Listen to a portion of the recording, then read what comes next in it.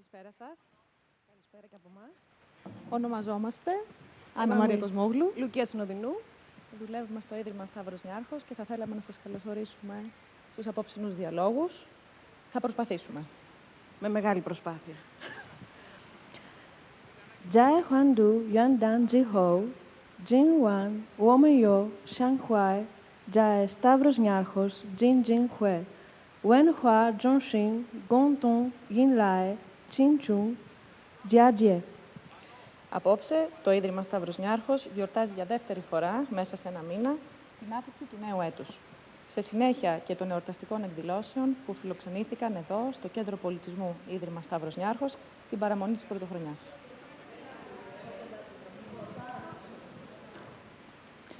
Zhang Shouwei, Hao Shi, Zhang Xuan, Xinlian Huanqing, Gan Shi, Zhu Shi, Qi Shi Zhuke, Woman Hui Shuo, Guo Zhu, Gan Kai Wan Qian, Woman Zhang Wan Wei Lai, Xin Shan Hao Mai. Η πρώτη μέρα του χρόνου αποτελεί μοναδική ευκαιρία για διπλή γιορτή, καθώς εξυπηρετεί και ένα διτό ρόλο. Αφενός μας προσφέρει τη δυνατότητα να κάνουμε ανασκόπηση της χρονιάς που πέρασε και αφετέρου να κάνουμε σχέδια για το μέλλον. Jinwan, Woman Ichi Huigu, SNF, Jae Zhongguo, Iwan Da Qishang, Kongyi Huodong, Zhong Er Lili Banian, Jianan Xin, Dijang Ho Da Jinji Jiuyuan, Dao, Wu Simon Fraser, Da Shui He Zhuo, Jin Xin Da Yin, Shi Han, Yu Yuan, Zhang Yi, Wenhua, Jiao Liu, Yiji Zhu Ban Yu, Yan Dian Go Jia, Mei Shu Guan Da, Zhongguo Huanqi, Zhang Bao Zhang Dan. Απόψε, ανατρέχουμε σύντομα στις δράσεις που το Ίδρυμα Σταύρος Νιάρχος έχει κατά καιρούς στηρίξει στην Κίνα. Όπως ενδεικτικά, στη δωρεά μας για τη στήριξη των προσπαθειών ανακούφισης των θυμάτων του καταστροφικού σεισμού που έπληξε τη χώρα το 2008, την υποστήριξη διαπολιτισμικών ανταλλογών μέσω μιας πρωτοβουλίας για την αγγλική, ελληνική και κινεζική γλώσσα, σε συνεργασία με το Simon Fraser University στον Καναδά, καθώς και στην υποστήριξη της έκθεσης «Αυτοκρατορική θησαυρία από την Κίνα», που πραγματοποιήθηκε στην Εθνική Πινακοθήκη στην Αθήνα με δωρεά του Ιδρύματος. 党纲为重要的事，整晚我们在此展望未来。虽然未来充满未知，但我们决心无论怎样，真正的对话将永远都是无比珍贵的。 Ωστόσο, σήμερα, κατά κύριο λόγο, το βλέμμα μας είναι στραμμένο προς το μέλλον. Δεν είμαστε σε θέση να γνωρίζουμε τι θα φέρει, αλλά γνωρίζουμε πως ό,τι και αν συμβεί, ο διάλογος και οι πραγματικές συζητήσεις, όπως η σημερινή, θα συνεχίσουν να διαδραματίζουν σημαντικό ρόλο. 感谢大家参与本届对话，并恭祝大家诸事如意，吉阳吉祥。 Σας ευχαριστούμε όλους για τη συμμετοχή σας σε αυτή τη συζήτηση και σας ευχόμαστε καλή χρονιά.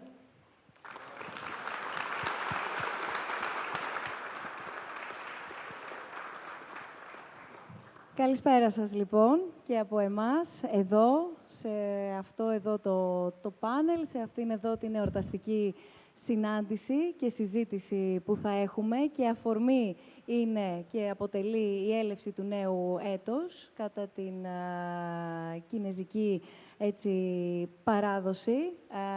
Θα μας δώσετε λίγο χρόνο μέχρι να τακτοποιηθούμε και με τις απαραίτητες συσκευές μετάφρασης. Θέλω να καλωσορίσω και όλους όσοι μας παρακολουθείτε και εκτός της αίθουσας, της εναλλακτικής σκηνής, της εθνικής λυρικής σκηνής και βεβαίως όλους όσοι μας παρακολουθείτε μέσω του live streaming στο snf.org/live. Θα ανοίξουμε μία συζήτηση, όπως είπαμε, παραμένοντας και παρατείνοντας λίγο και το δικό μας εορταστικό κλίμα. Βρισκόμαστε μόλις στον πρώτο μήνα του νέου έτους, οπότε καλή χρονιά να έχουμε όλοι μας. Και αυτό το οποίο έλεγα είναι ότι δίνεται μία εξαιρετική αφορμή να δούμε πώς μπορεί να εκμηδενιστεί η απόσταση και πώς μπορούν οι πολλές διαφορές που μπορεί να φαντάζουν σε ένα πρώτο επίπεδο τελικά να καταλήγουν σε πάρα πολλές ομοιότητες και σε ένα ευρύτερο κοινό πεδίο. Είτε είναι ο πολιτισμός, είτε είναι η ιστορία, είτε είναι οι επιστήμες, είτε είναι η καινοτομία, είτε είναι το εμπόριο και όχι μόνο. Θα προσπαθήσουμε, προφανώς ο χρόνος είναι ελάχιστος για να μιλήσουμε επί της ουσίας για τις σχέσεις των δύο λαών, των Ελλήνων και των Κινέζων και των Ελλήνων, που δεν διστάζουν να διανύσουν όλη αυτή τη μεγάλη γεωγραφική απόσταση, ο καθένας, είτε ατομικά είτε ομαδικά, σε οποιοδήποτε πλαίσιο, έχοντας στο μυαλό του τον στόχο του ανάλογα με το πεδίο ενδιαφέροντός του. Θέλω να καλωσορίσω καταρχάς τους προσκεκλημένους μας, γιατί είναι ιδιαίτερη η χαρά μας το γεγονός ότι έχουν ανταποκριθεί έτσι ώστε να ανοίξουμε όλη αυτή τη συζήτηση και όπως παραδοσιακά πια κάνουμε στους διαλόγους, να θίξουμε, ξαναλέω, ζητήματα, έτσι ώστε μετά να ανατρέξουμε όλοι, να έχουν γεννηθεί σε όλους μας περισσότερα ερωτήματα και να προσπαθήσουμε να ψάξουμε τις απαντήσεις. Αλλά το σημαντικότερο και στόχος μας πάντα, να θέτουμε ολοένα και περισσότερα ερωτήματα. Για το λόγο αυτό θέλω να παρακαλέσω και να προσκαλέσω όλους εσάς, είτε βρίσκεστε εδώ, είτε μας παρακολουθείτε διαδικτυακά, να στείλετε τα μηνύματά σας, να ακούσουμε τις ερωτήσεις σας, να ακούσουμε τις τοποθετήσεις σας κατά τη διάρκεια της συζήτησής μας, ανάλογα και με τον ομιλητή στον οποίο θέλετε να απευθυνθείτε ή γενικά σε οποιοδήποτε σημείο της συζήτησής μας. Είναι καταρχάς μαζί μας και θα ξεκινήσω από την κυρία της παρέας μας εδώ απόψε. Είναι η πρέσβης της Λαϊκής Δημοκρατίας της Κίνας, η κυρία Τσάνγκ Τσιγιουέ. Τα κινέζικά μου δεν είναι καλά. Σας ευχαριστούμε πάρα πολύ που ανταποκριθήκατε στο κάλεσμά μας και είστε σήμερα εδώ μαζί μας. Θα μου επιτρέψετε να μην είμαι τόσο καλή στην προφορά σίγουρα, αλλά ίσως και στην εκφορά πολλές φορές στα κινέζικα, όσο η Άννα Μαρία και η Λουκία που ακούσαμε προηγουμένως. Είναι μαζί μας ο καθηγητής, ο Άγγελος Χανιώτης, καθηγητής Αρχαίας Ιστορίας και Κλασικών Σπουδών στο Institute for Advanced Study και σας ευχαριστούμε πολύ. Είναι ιδιαίτερη χαρά για εμάς το γεγονός ότι βρίσκεστε στην Ελλάδα και έχουμε τη χαρά να σας έχουμε εδώ μαζί μας. Ο κύριος Χανιώτης είναι φίλος των διαλόγων και έτσι είναι και από τους ομιλητές που έχει συνεπάρει το κοινό, αλλά και όχι μόνο, με τις τοποθετήσεις του. Οπότε θα μας βοηθήσετε πάρα πολύ με μία επιστροφή στην ιστορία να δούμε πόσο επίκαιρα είναι πολλά σημεία τα οποία πια συναντούμε σήμερα. Και μαζί μας είναι και ο Διευθυντής του Ινστιτούτου Κομφούκιος Αθηνών, Τζου Λιτζουάν. Σας ευχαριστούμε πολύ που είστε σήμερα μαζί μας. Όπως βλέπετε, έχουμε συνδεθεί και εκτός Ελλάδος, έχουμε συνδεθεί και εκτός Αθήνας, καταρχάς με το Πεκίνο, με την πρεσβεία της Ελλάδας εκεί, οπότε θα ήθελα να ευχαριστήσω τον πρέσβη της Ελλάδας στην Κίνα, τον κύριο Λεωνίδα Ροκανά. Καλησπέρα από την Αθήνα. Σας ευχαριστούμε πάρα πολύ για την ανταπόκρισή σας.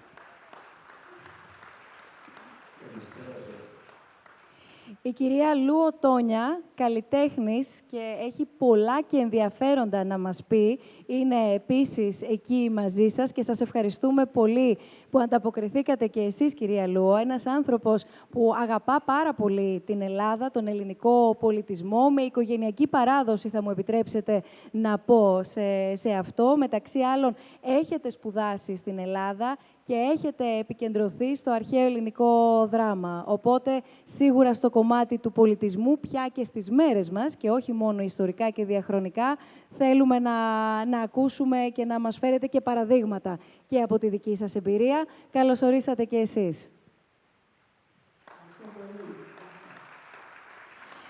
Μαζί σας εκεί στην ελληνική πρεσβεία βρίσκεται και ο Βασίλης Τρίγκας και σας καλωσορίζουμε και εσάς, κύριε Τρίγκα, co-founder of the Center for Strategic and Economy Studies of the New Silk Road.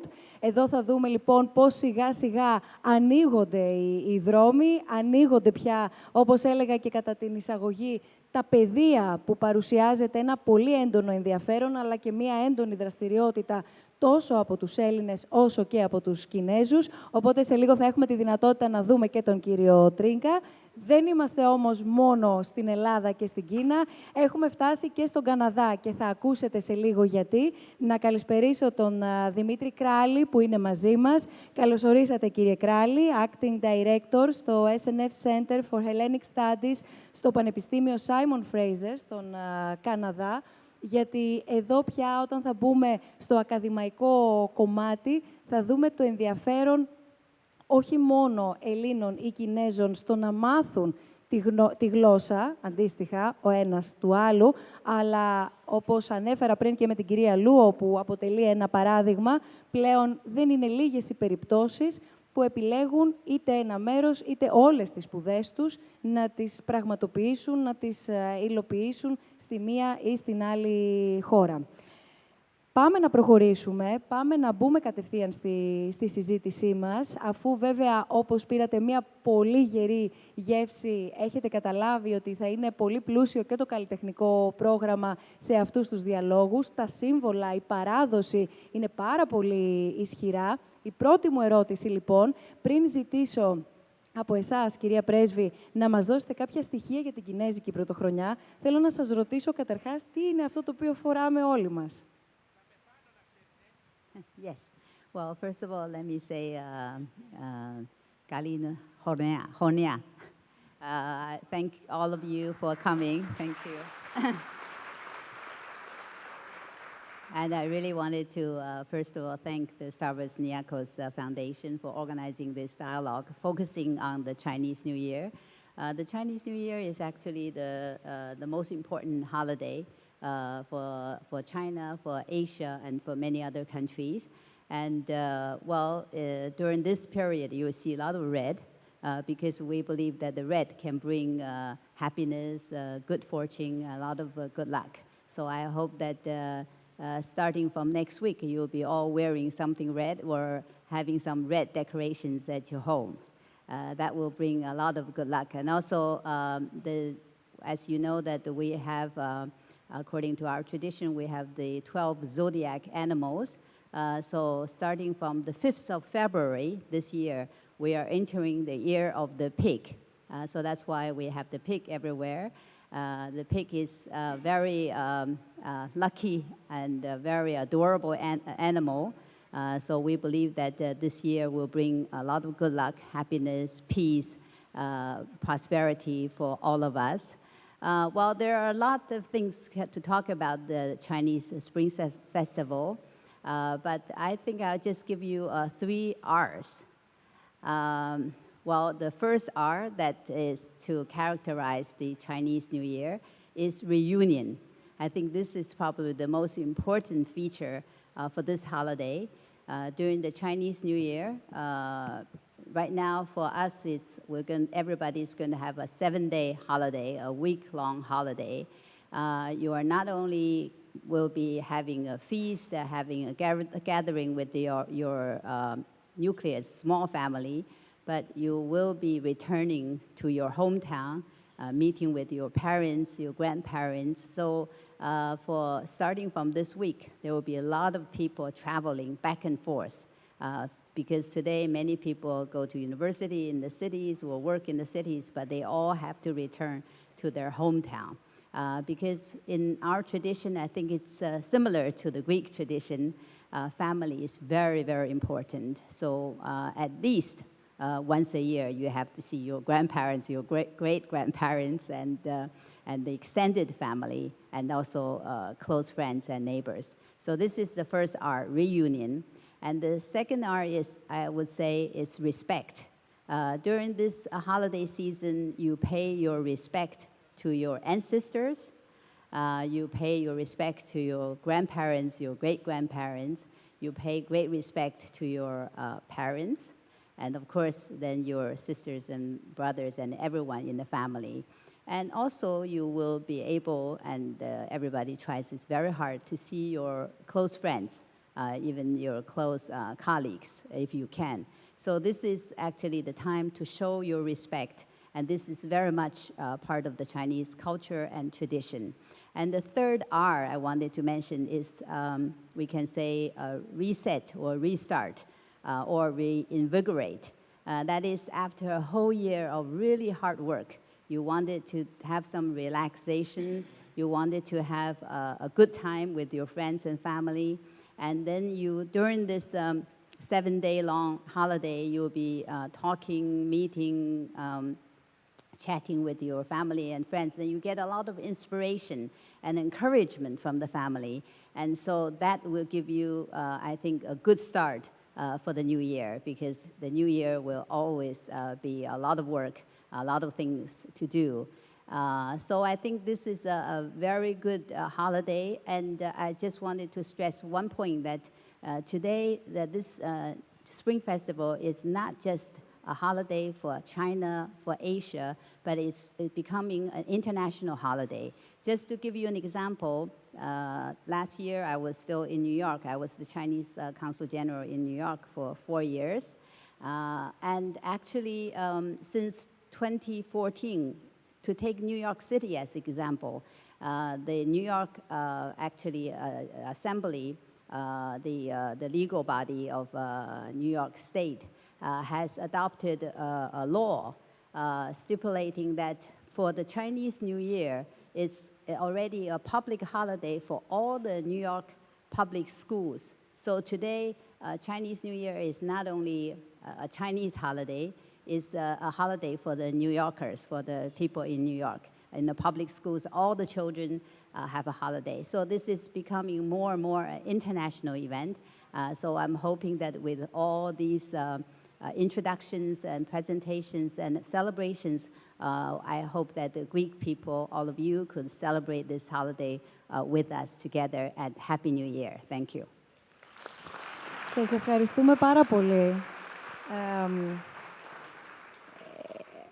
Αναρωτιέμαι, και θα έρθω αμέσως μετά, κύριε Χανιώτη, σε εσάς, αφού πρώτα ρωτήσω τον κύριο Λιτζουάν για τον ρόλο των συμβόλων παραδοσιακά στην κινέζικη κουλτούρα. Βλέπουμε να υπάρχουν πολλά σύμβολα, είτε στους παραδοσιακούς εορτασμούς και όχι μόνο. Οπότε θα είχε έτσι αξία να μας επισημάνετε ποιος ο ρόλος, αλλά και με ποιο τρόπο διατηρεί διαχρονικά η Κίνα τα σύμβολα στην παράδοσή της. Και αμέσως μετά, για να ολοκληρώσω και το ερώτημα, κύριε καθηγητά, αναρωτιόμουν αν ανατρέξει κανείς στην αρχαία Ελλάδα, αν κατά τον ίδιο τρόπο που βρίσκουμε κάποιες κοινές αξίες, όπως ακούσαμε την πρέσβη να αναφέρει, μπορούμε να εντοπίσουμε και κάποιους κοινούς συμβολισμούς ή κάποια κοινά σημεία ως προς τον εορτασμό του νέου έτους. Αλλά, κύριε Λιτζουάν, σας ακούμε.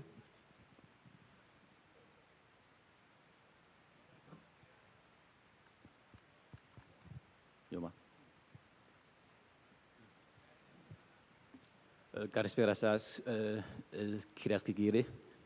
Good evening, ladies and gentlemen. I'm very much honored to be here to give a presentation of a Chinese festival. Concerning the Chinese Spring Festival, we have, actually a lot of detailed customs to talk about. Just now, the MC mentioned that why there is, everything we can see red, say the red pig, a red scarf, red, lantern, red Chinese knots. Let me start with a story of the Chinese word nian. Nian means year, but in Chinese, in ancient history, nian is an animal. It's a very cruel, fierce animal. This animal, nian, would come to village to kill people, to kill livestock. And then a wise person, but we don't know who, anyway, a wise person came up with a good idea. That is, people put red things everywhere. Also, the set of firecrackers to give a loud noise. Especially everything is painted red. Then in this way, the fierce animal nian was kept away, was scared away. So that is one of the customs we Chinese people follow. And that is why you see when you are in China during this period, you see everything, a lot of things are in red. Now, second, I want to talk about is another, we call it festival. It's called a Little Year, small year, small year. Actually, this day falls on the 23rd of the Chinese lunar calendar. You know, this is actually, some people say this is the beginning of the celebration of the Chinese New Year. Some people say the beginning will be from the first day of the first month of Chinese calendar. But anyway, in some provinces, in some regions, on the day of Little Year, that is the 23rd day of, that is actually the 12th month of Chinese lunar calendar, people begin to hang up red things, Now, what you are seeing here, you know, we hang red lantern, we hang red Chinese knots, we hang red Chinese character Fu. Fu is the character, this means happiness. And we also paste paper cuts on window, which is also red. And then after after a week, 1 week, there is the Chinese Lunar New Year Eve. This is a great day because this is just as the ambassador mentioned. This is a time for family reunion. And on this occasion, people set off fireworks to welcome the new year. Also, we give sacrifice to our ancestors. Also, we make jiaozi, you know, Chinese dumpling, jiaozi. You know, in the north we make jiaozi, but in the south they make yuanxiao or wonton. This is called a bowl-like food. Actually, it is glutinous rice ball. You know, in different provinces in China, they have different customs to celebrate during this time. And now there is also on Chinese New Year's Eve a great gala. We call it Spring Festival Gala on CCTV, which is Central China Television. You know, people have the custom on this day. People have the custom of staying up for the new year, or visual for the new year. And at the same time, they are enjoying the programs, all those happy programs from CCTV. The second. Okay. Now, from the second day of the celebration, people began to go to their friends, family for a visit, and on the fifth day, we call it Pu'er Wu. That is to break the five. You know, people begin to welcome God of wealth. And then 1 week later, we begin to celebrate the Lantern Festival. See all those lanterns here hanging here from the ceiling? Lantern Festival, which is also a great occasion for Chinese people to celebrate.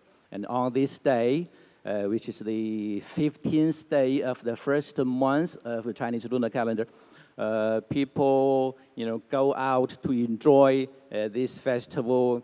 They go to parks, they go to streets to guess at the lantern riddle. If they are right, they can be given a prize or a gift.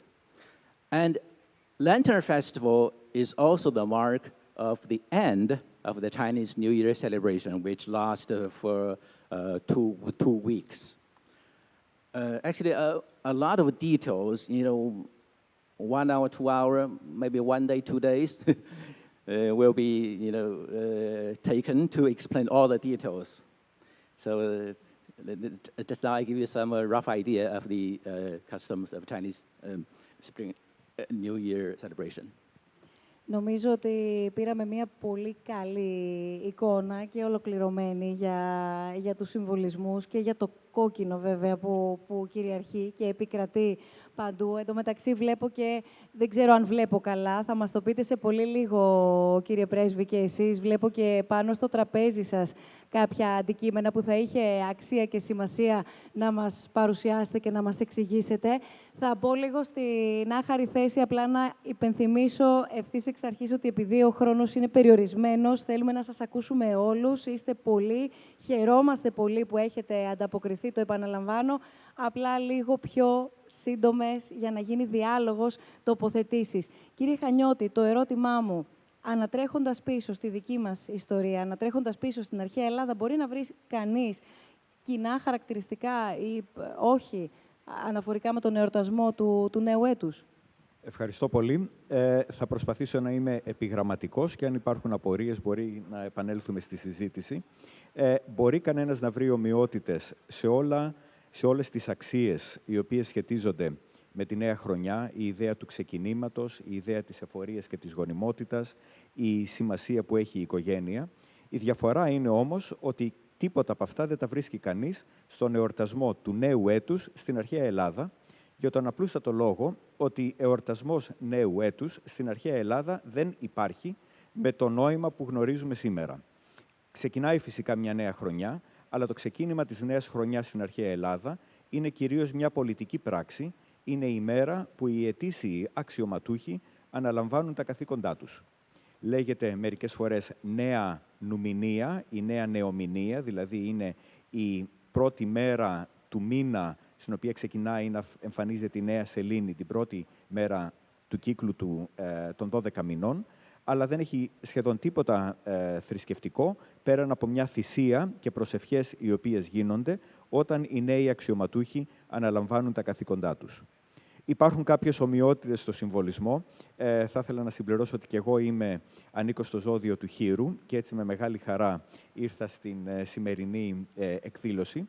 Και φυσικά και οι αρχαίοι Έλληνες συνέδεαν το Χοίρο με γονιμότητα και εφορία, αλλά όχι με τη νέα χρονιά, αλλά περισσότερο με τη λατρεία της Δήμητρας. Είναι το κατεξοχήν ζώο το οποίο προσφέρεται σαν θυσία στη Δήμητρα. Υπάρχουν επίσης και ομοιώματα μικρών γουρουνιών, τα οποία προσφέρονται σε ιερά. Και γενικά το γουρουνάκι είναι ένα αξιαγάπητο ζώο.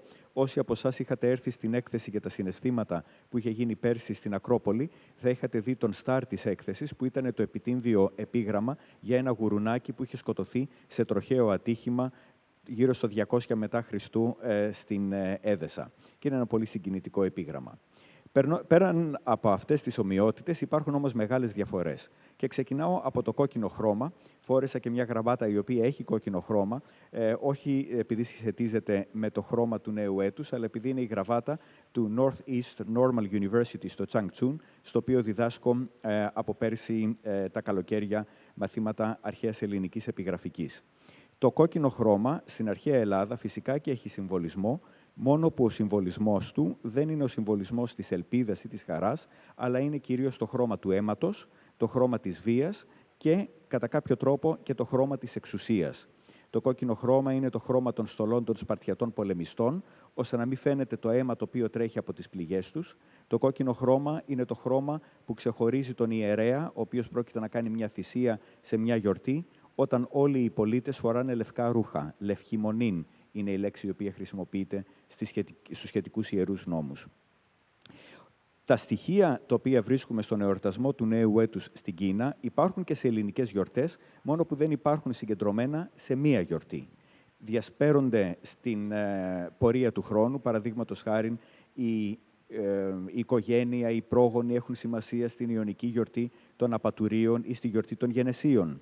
Γιορτές της γονιμότητας υπάρχουν, αλλά όπως είπα αυτά δεν σχετίζονται με την πρωτοχρονιά. Η μεγαλύτερη όμως διαφορά νομίζω είναι στο γεγονός ότι ενώ στην αρχαία Ελλάδα ο χρόνος προχωράει ευθύγραμμα, στην Κίνα υπάρχει αυτή η ανακύκλωση του χρόνου, μάλλον ο κύκλος του χρόνου, ανά 12ετία. Υπάρχουν κύκλοι ημερολογιακοί και στην αρχαία Ελλάδα, εκτός από το χρόνο, από τον κύκλο των 12 μηνών του έτους, υπάρχει και ο μετωνικός κύκλος των 19 ετών, ο οποίος όμως είναι ένας αστρονομικός υπολογισμός, ώστε σεληνιακό και ηλιακό ημερολόγιο, το οποίο χρησιμοποιείται στην αρχαία Ελλάδα, να συμπίπτει με την πραγματική πορεία του χρόνου και κάθε 19 χρόνια συμπληρώνεται ένας κύκλος 235 κανονικών μηνών, ώστε να συμπίπτει η πορεία των εποχών με το ημερολόγιο. Εδώ θα σταματήσω.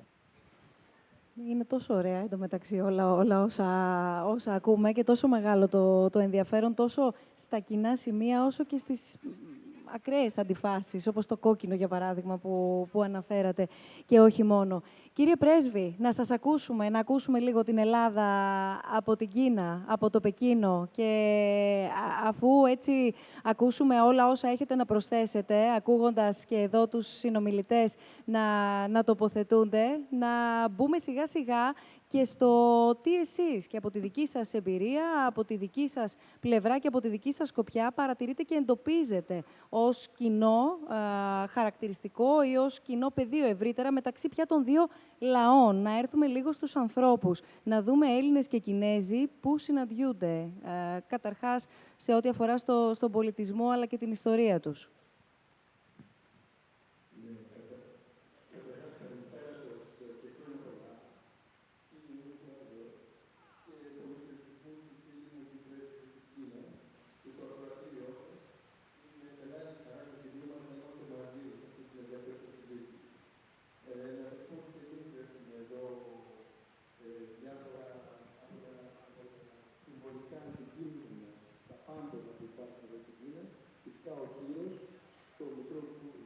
Αυτό να ξέρετε ότι είναι ένα ζώο το οποίο υπάρχει και στην μυθολογία των Κινέζων. Είναι ένα από τα αρχαιότερα 6 ζώα της μυθολογίας των Κινέζων, το οποίο δημιουργούνται από τη θεά, τη γεννήτρια θεά, τη Νούβα, η οποία δημιούργησε και τα υπόλοιπα ζώα και τελικώς δημιούργησε τον άνθρωπο την 7η μέρα. Επομένως, είναι από αυτά τα ζώα, είναι το τελευταίο ζώο του ζωδιακού κύκλου και θα αρχίσει ο νέος κύκλος με τον ποντικό. Ο προηγούμενος ήταν ο σκύλος, το έτος του σκύλου, και ο προηγούμενος ήταν ο πετινός, το έτος του πετινού. Εγώ τυχαίνει να ανήκω σε αυτήν την κατηγορία. Ανήκω σε αυτό το ζώδιο. Εδώ μπροστά μας έχουμε διάφορα βαρελότα, πυροτεχνήματα, τα οποία, όπως ξέρετε, είναι μία από τις μεγάλες εφευρέσεις μαζί με τη μαύρη πυρίτιδα της Κίνας. Το χαρτί, η τυπογραφία, η πυξίδα, είναι πολλές οι εφευρέσεις τις οποίες δώρισε η Κίνα στον πολιτισμό. Ήθελα να πω ότι και εδώ βεβαίως, βλέπετε, φοράμε και εμείς κόκκινα όπου μπορούμε, και εγώ φοράω κόκκινη γραβάτα. Και το κόκκινο εδώ θεωρείται και χρώμα το οποίο, όπως σωστά είπε η πρέσβης της Κίνας, ουσιαστικά βοηθάει στον εξωστρακισμό των κακών πνευμάτων και γενικώς του κακού. Για να μιλήσουμε τώρα για τις ομοιότητες και τις διαφορές, θα έλεγα ότι είναι δύο λαοί, οι Κινέζοι και οι Έλληνες. Ουσιαστικά ακολουθώ τη θεωρία του Καζαντζάκη, ο οποίος έλεγε ότι αν σκάψεις, αν λίγο ξύσεις έναν Έλληνα, θα βρεις από κάτω ένα Κινέζο, και αν ξύσεις λίγο ένα Κινέζο, θα βρεις από κάτω έναν Έλληνα. Εγώ είμαι αυτής της θεωρίας, παρόλο ότι είμαστε ο ένας στην Ανατολή, στην Άπο Ανατολή και ο άλλος στην Δύση. Νομίζω ότι μας διακρίνει μια ουσιαστικά παράλληλη πνευματική ιστορία. Δηλαδή, οι δύο μεγάλοι πολιτισμοί έχουν μια παράλληλη πολιτιστική πορεία, η οποία θα έλεγα έχει και κοινά πράγματα. Δηλαδή, είναι ο περίφημος αξονικός αιώνας, η αξονική εποχή του Γερμανού φιλοσόφου Καρλ Γιάσπερς. Μεταξύ γύρω στο 500 π.Χ. οι δύο πολιτισμοί παρουσιάζουν τα τεράστια επιτεύγματα, τα οποία άλλαξαν το ρου της ιστορίας, χωρίς να έχουν ουσιαστική επαφή μεταξύ τους. Και βεβαίως, πέραν αυτού, η κοινότητα της σκέψεως, της φιλοσοφίας των δύο είναι οι κοινότητες και ομοιότητες που υπάρχουν και οι αναλογίες είναι πραγματικά πολύ ενδιαφέρουσες. Και αναφέρομαι αφενός στον Κομφούκιο, τον οποίον εγώ ουσιαστικά αγαπώ, και φιλοσόφους δικούς μας, όπως βεβαίως ο Σωκράτης, ο Πλάτων και ο Αριστοτέλης, αλλά και πέραν αυτού και στους σοφούς τους Κινέζους, της λεγόμενης εποχής των ανοίξεων και των φθινοπόρων και των αντιμαχωμένων βασιλείων, που είναι από τον 8ο αιώνα μέχρι ουσιαστικά τον 3ο αιώνα π.Χ. Εκτός λοιπόν από αυτές τις ομοιότητες στην φιλοσοφική σκέψη, στην ιστορική συγκυρία, θα έλεγα ακόμα και πολλές φορές και στο χαρακτήρα και στις προσωπικότητες μεταξύ των δύο λαών, το βασικότερο πράγμα το οποίο κανείς διακρίνει όταν έρχεται εδώ και το βρίσκει βέβαια στην καθημερινή του επαφή, είναι ο αυτόματος, θα έλεγα κανείς, σεβασμός και εμπιστοσύνη που έχει ο ένας τον άλλον. Δηλαδή, δεν χρειάζεται να κερδίσεις την εμπιστοσύνη και το σεβασμό ο ένας του άλλου. Είναι αυτόματος, διότι υπάρχει πρώτα το ιστορικό βάθος, το οποίο οι Κινέζοι λέγουν ότι έχουν 5.000 χρόνια. Στην πραγματικότητα είναι πιο μεγάλη η ιστορία τους, όπως και εμείς βεβαίως.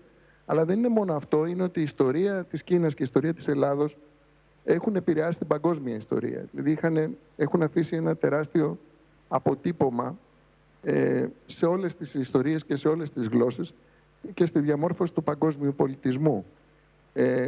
Αυτό το μοναδικό χαρακτηριστικό, το πολιτιστικό χαρακτηριστικό, αλλά και ανθρώπινο χαρακτηριστικό των δύο λαών, είναι που κάνει τη σχέση μας πάρα πολύ διαφορετική και μοναδική από τη σχέση άλλων. Και θα έλεγα είναι το πρώτο και κύριο το οποίο πρέπει να προσέξουμε στην αυτή την εκπομπή σας, η οποία νομίζω ότι είναι πολύ χρήσιμη. Για τους λαούς μιλώντας, φυσικά προσέξατε ότι στα έθιμα τα οποία έχουν για τη δική τους πρωτοχρονιά υπάρχουν πολλές ομοιότητες με τα δικά μας έθιμα και τις δικές μας συνήθειες, τις οποίες ακόμα διατηρούμε, και ειδικότερα όσον αφορά την σημασία της οικογένειας, των οικογενειακών σχέσεων. Ως βασικού κυτάρου της κοινωνίας, και στην οποία η οικογένεια δίνει τεράστια σημασία και η κινεζική σκέψη και η κινεζική παράδοση και ο κινεζικός πολιτισμός. Βεβαίως και ο Κομφούκιος, τον οποίο ανέφερα πριν. Είναι το άτομο, αλλά είναι οι οικογενειακές σχέσεις από τις οποίες μάλιστα ο Κομφούκιος αντλεί πρότυπα και ιδεατούς τύπους για τις κοινωνικές και γενικότερα για τις ανθρώπινες σχέσεις. Θα έλεγα λοιπόν ότι υπάρχουν πάρα πολύ μεγάλες ομοιότητες. Υπάρχουν ομοιότητες και σε άλλα πεδία πολιτιστικά, ακόμα και στη μουσική, δεν θέλω να επεκταθώ. Υπάρχουν ακόμα και εκεί, παρόλο ότι θεωρούνται οι δύο λαοί πολύ απομεμακρυσμένοι γεωγραφικά, εν τούτοις, στην πραγματικότητα συνδέονται με πάρα πολλά κοινά στοιχεία. Θα έλεγα, για να καταλήξω, η βάση της σχέσης μας ήταν πάντα και είναι πάντα, και της φιλίας μας, ο πολιτισμός. Και ο πολιτισμός σαν φαινόμενο πανανθρώπινο. Και όχι, ας το πούμε έτσι, τόσο πολύ ιστορία, ιστορική επαφή. Ιστορική επαφή έχουμε κυρίως κατά τη Βυζαντινή περίοδο και λίγο πριν. Ουσιαστικά οι επαφές έχουν αρχίσει και από την εποχή του Αλεξάνδρου. Και εδώ θα έρθω τώρα, μου δίνετε την καλύτερη αφορμή. Θα επιστρέψουμε φυσικά και στο πολιτιστικό πεδίο. Η κυρία Λου, υπενθυμίζω ότι είναι μαζί μας. Αλλά κύριε Πρέσβη, μου δίνετε, ξαναλέω, την καλύτερη αφορμή για να ρωτήσω τον καθηγητή, τον κύριο Χανιώτη, παγκοσμίως, αν μπορεί να αποτυπωθεί τώρα με 2-3 λέξεις, η επιρροή και η επίδραση των δύο πολιτισμών. Νομίζω, καταρχήν θα ήθελα να συμπληρώσω αυτό που είπε ο κύριος Πρέσβης, ότι όντως, παρά το γεγονός ότι από πρώτη ματιά φαίνεται η Ελλάδα και η Κίνα να μην έχουν άμεσες σχέσεις, δεν έχουν, αν θεωρήσουμε την Ελλάδα, μόνο το στενό γεωγραφικό χώρο του σημερινού ελληνικού κράτους. Η Ελλάδα όμως είναι ο ελληνισμός, και ο ελληνισμός μετά τις κατακτήσεις του Μεγάλου Αλεξάνδρου ήταν και τα ελληνοβακτριακά και ελληνοϊνδικά βασίλεια, τα οποία είχαν αμεσότατες σχέσεις με τη βορειοδυτική Κίνα, και αυτό είναι τεκμηριωμένο και αρχαιολογικά, αλλά και από κινεζικές πηγές, οι οποίες αναφέρονται στους μεγάλους Ίωνες, δηλαδή σε αυτά τα ελληνικά βασίλεια των διαδόχων του Μεγάλου Αλεξάνδρου. Σε ό,τι αφορά την επιρροή της Ελλάδας και της Κίνας στον πολιτισμό, νομίζω ότι ένα από τα σημαντικότερα σημεία είναι κυρίως ότι και οι δύο είναι, και αυτό το διαπίστωσα διδάσκοντας στην Κίνα και παρατηρώντας το ενδιαφέρον το οποίο είχαν οι Κινέζοι φοιτητές στο ζήτημα της γραφής. Είναι δύο πολιτισμοί οι οποίοι έχουν διαμορφώσει είδη γραφής, τα οποία συνεχίζουν παρόλες τις πολιτιστικές ανακατατάξεις που γίνονται, να γίνονται σεβαστά και να διατηρούνται. Οι Κινέζοι φυσικά με ένα πολύ πιο δύσκολο σύστημα γραφής, το οποίο δεν είναι μόνο σύστημα γραφής, αλλά είναι μια ολόκληρη τέχνη, συνδεόμενη με την καλλιγραφία, αλλά και μια τέχνη η οποία σχετίζεται με τον τρόπο σκέψης. Στην Ελλάδα είναι κάτι διαφορετικό, είναι μια γραφή η οποία διαφοροποιώντας, η οποία έχει τη δυνατότητα να διευρύνει τον αλφαβητισμό σε μεγάλες ομάδες της κοινωνίας. Αυτή είναι μια επανάσταση η οποία συντελείται στην Ελλάδα τον 7ο, τέλη του 8ου, τον 7ο π.Χ. αιώνα, και μια επανάσταση η οποία, ακριβώς επειδή απλοποιεί τη γραφή, δίνει τεράστια δυνατότητα σε ανθρώπους ανεξαρτήτως της κοινωνικής τάξης, πέρα από έναν στενό κύκλο γραφέων, όπως υπάρχει σε άλλες κοινωνίες, να μπορούν να γράψουν, και εφόσον να μπορούν να γράψουν, να μπορούν να διατηρήσουν τις προσωπικές τους εμπειρίες, τις μνήμες τους σε γραπτά κείμενα. Από εκεί, από αυτή την αφετηρία της γραφής, ξεκινούν όλα τα άλλα, τα οποία είναι η επίδραση στους τομείς της φιλοσοφίας, της ιατρικής, της αστρονομίας, αλλά ακόμα και της μαγείας. Δηλαδή, βλέπω τώρα τους κόμπους εδώ, οι οποίοι και στην αρχαία Ελλάδα αποτελούν ένα μαγικό σύμβολο της μαντικής, δηλαδή του τρόπου με τον οποίο ο άνθρωπος προσπαθεί, και αυτό είναι σε τελική ανάλυση το δίδαγμα και από τους δύο πολιτισμούς, ο τρόπος με τον οποίο ο άνθρωπος προσπαθεί να γίνει ο κύριος της μοίρας του. Είναι εντυπωσιακό και παράλληλα προσπαθείτε, κυρία Τσιγιουέ, να μας δείξετε τους κόμπους, στους οποίους αναφέρθηκε ο κύριος Χανιώτης. Ερχόμενοι στο σήμερα, από τη δική σας πλευρά και έχοντας ακούσει και την πλευρά της Ελλάδας από την πλευρά του Έλληνα πρέσβη που βρίσκεται στο Πεκίνο, εσείς πού θα εντοπίζατε περισσότερο, αν θέλετε, γιατί είπαμε είναι πολλά τα πεδία, αλλά πού θα εντοπίζατε περισσότερο, σε ποιο τομέα, τα κοινά σημεία που έχουν οι δύο λαοί μεταξύ τους? Ναι. Okay, for the similarities. Well, I believe that we share a lot of similarities. If we go back to the ancient culture, I think both of our nations and civilizations, we attach a great importance to virtue and morality and benevolence. The importance of virtue and benevolence are really the high value of the society. And another thing that comes to my mind is, apart from the family tie, which is so important, which is the basic cell, as the ambassador said, the basic cell of the society, I think education is also very important. I think for both of our countries, we pay great attention to education. For the Chinese parents, I always say that we are the best parents because we spend almost every penny. We get every penny and we give it to our children on their education. And the third point that comes to my mind is that I think both of our civilizations, we advocate for moderation. We know the negative consequences of going into extremes. So we very much advocate for moderation and the middle ground.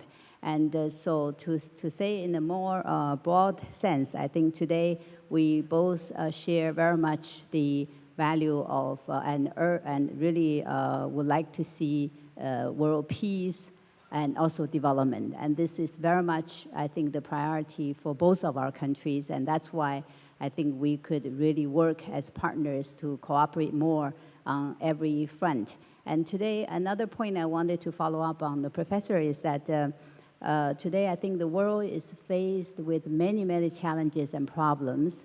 And I think in order to solve these problems, we could both, I think, the Hellenic Republic, Greece and China can really contribute because we have come a long way.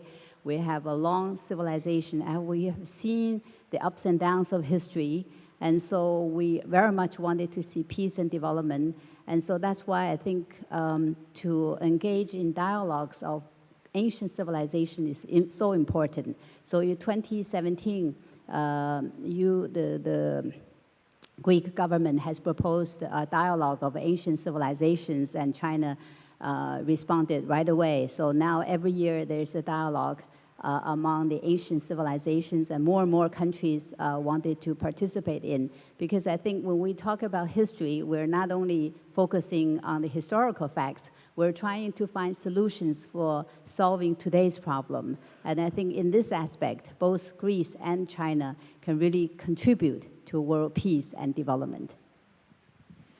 Έχω κρατήσει αρκετά από τα σημεία που αναφέρατε, ξεκινώντας από την εκπαίδευση, γιατί νομίζω ότι ανοίγει ως ένας κύκλος που μέσα έρχεται και εντάσσει οποιαδήποτε πρωτοβουλία και οποιαδήποτε θέληση για περαιτέρω συνέργειες και άλλα πεδία συνεργειών μεταξύ των δύο λαών.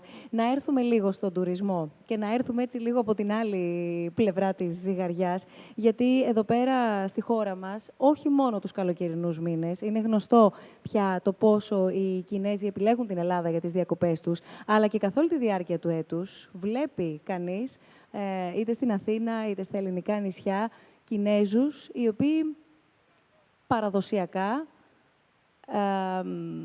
με συνέπεια, επιλέγουν ξανά και ξανά τη χώρα μας. Τι είναι αυτό που αναζητούν? Και θα μου επιτρέψετε να το περιγράψω και με μία εικόνα, έτσι όπως συχνά πυκνά συζητιέται.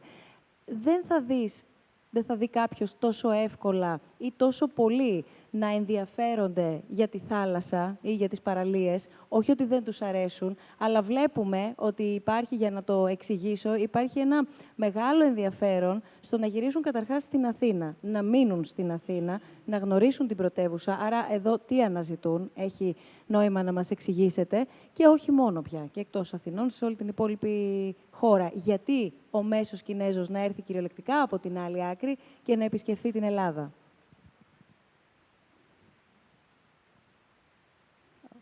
Yes, okay. Well, let me first say that I cannot really speak for all of the Chinese, because you must remember that there's almost 1.4 billion people.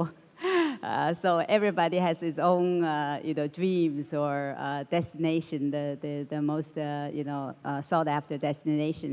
But I think generally speaking, the Chinese people, they have great respect for Greece, the Greek civilization, history. They have they really wanted to learn everything about Greece and Europe in general, because they have learned in school from, when they were very young, about world civilization, world history, and Greece and the Greek civilization was the first part of that history to really learn. So when they come to this country, of course they enjoy the blue sky, the sun, the beaches, but at the same time they wanted to learn and wanted to see for themselves. So most of the people that I meet, that once they have visited, for example, the Acropolis, they were so impressed that after more than 2,000 years, 2,400 years, there is still this construction, such a magnificent construction that they can still see with their eyes. And so they're very interested in visiting the museums, the different islands, to experience the different cultures. So this is an aspect that to further explore in the relations between our two countries. I just wanted to inform the audience that there is already a direct flight by Air China from Athens to Beijing. But we're hoping that in the coming months and years, we'll have more direct flights, and we hope that there will be more flights per week. So it will be very easy for the Chinese tourists and the business people and students to come to this country, and also for you to visit China. China has also many places to visit.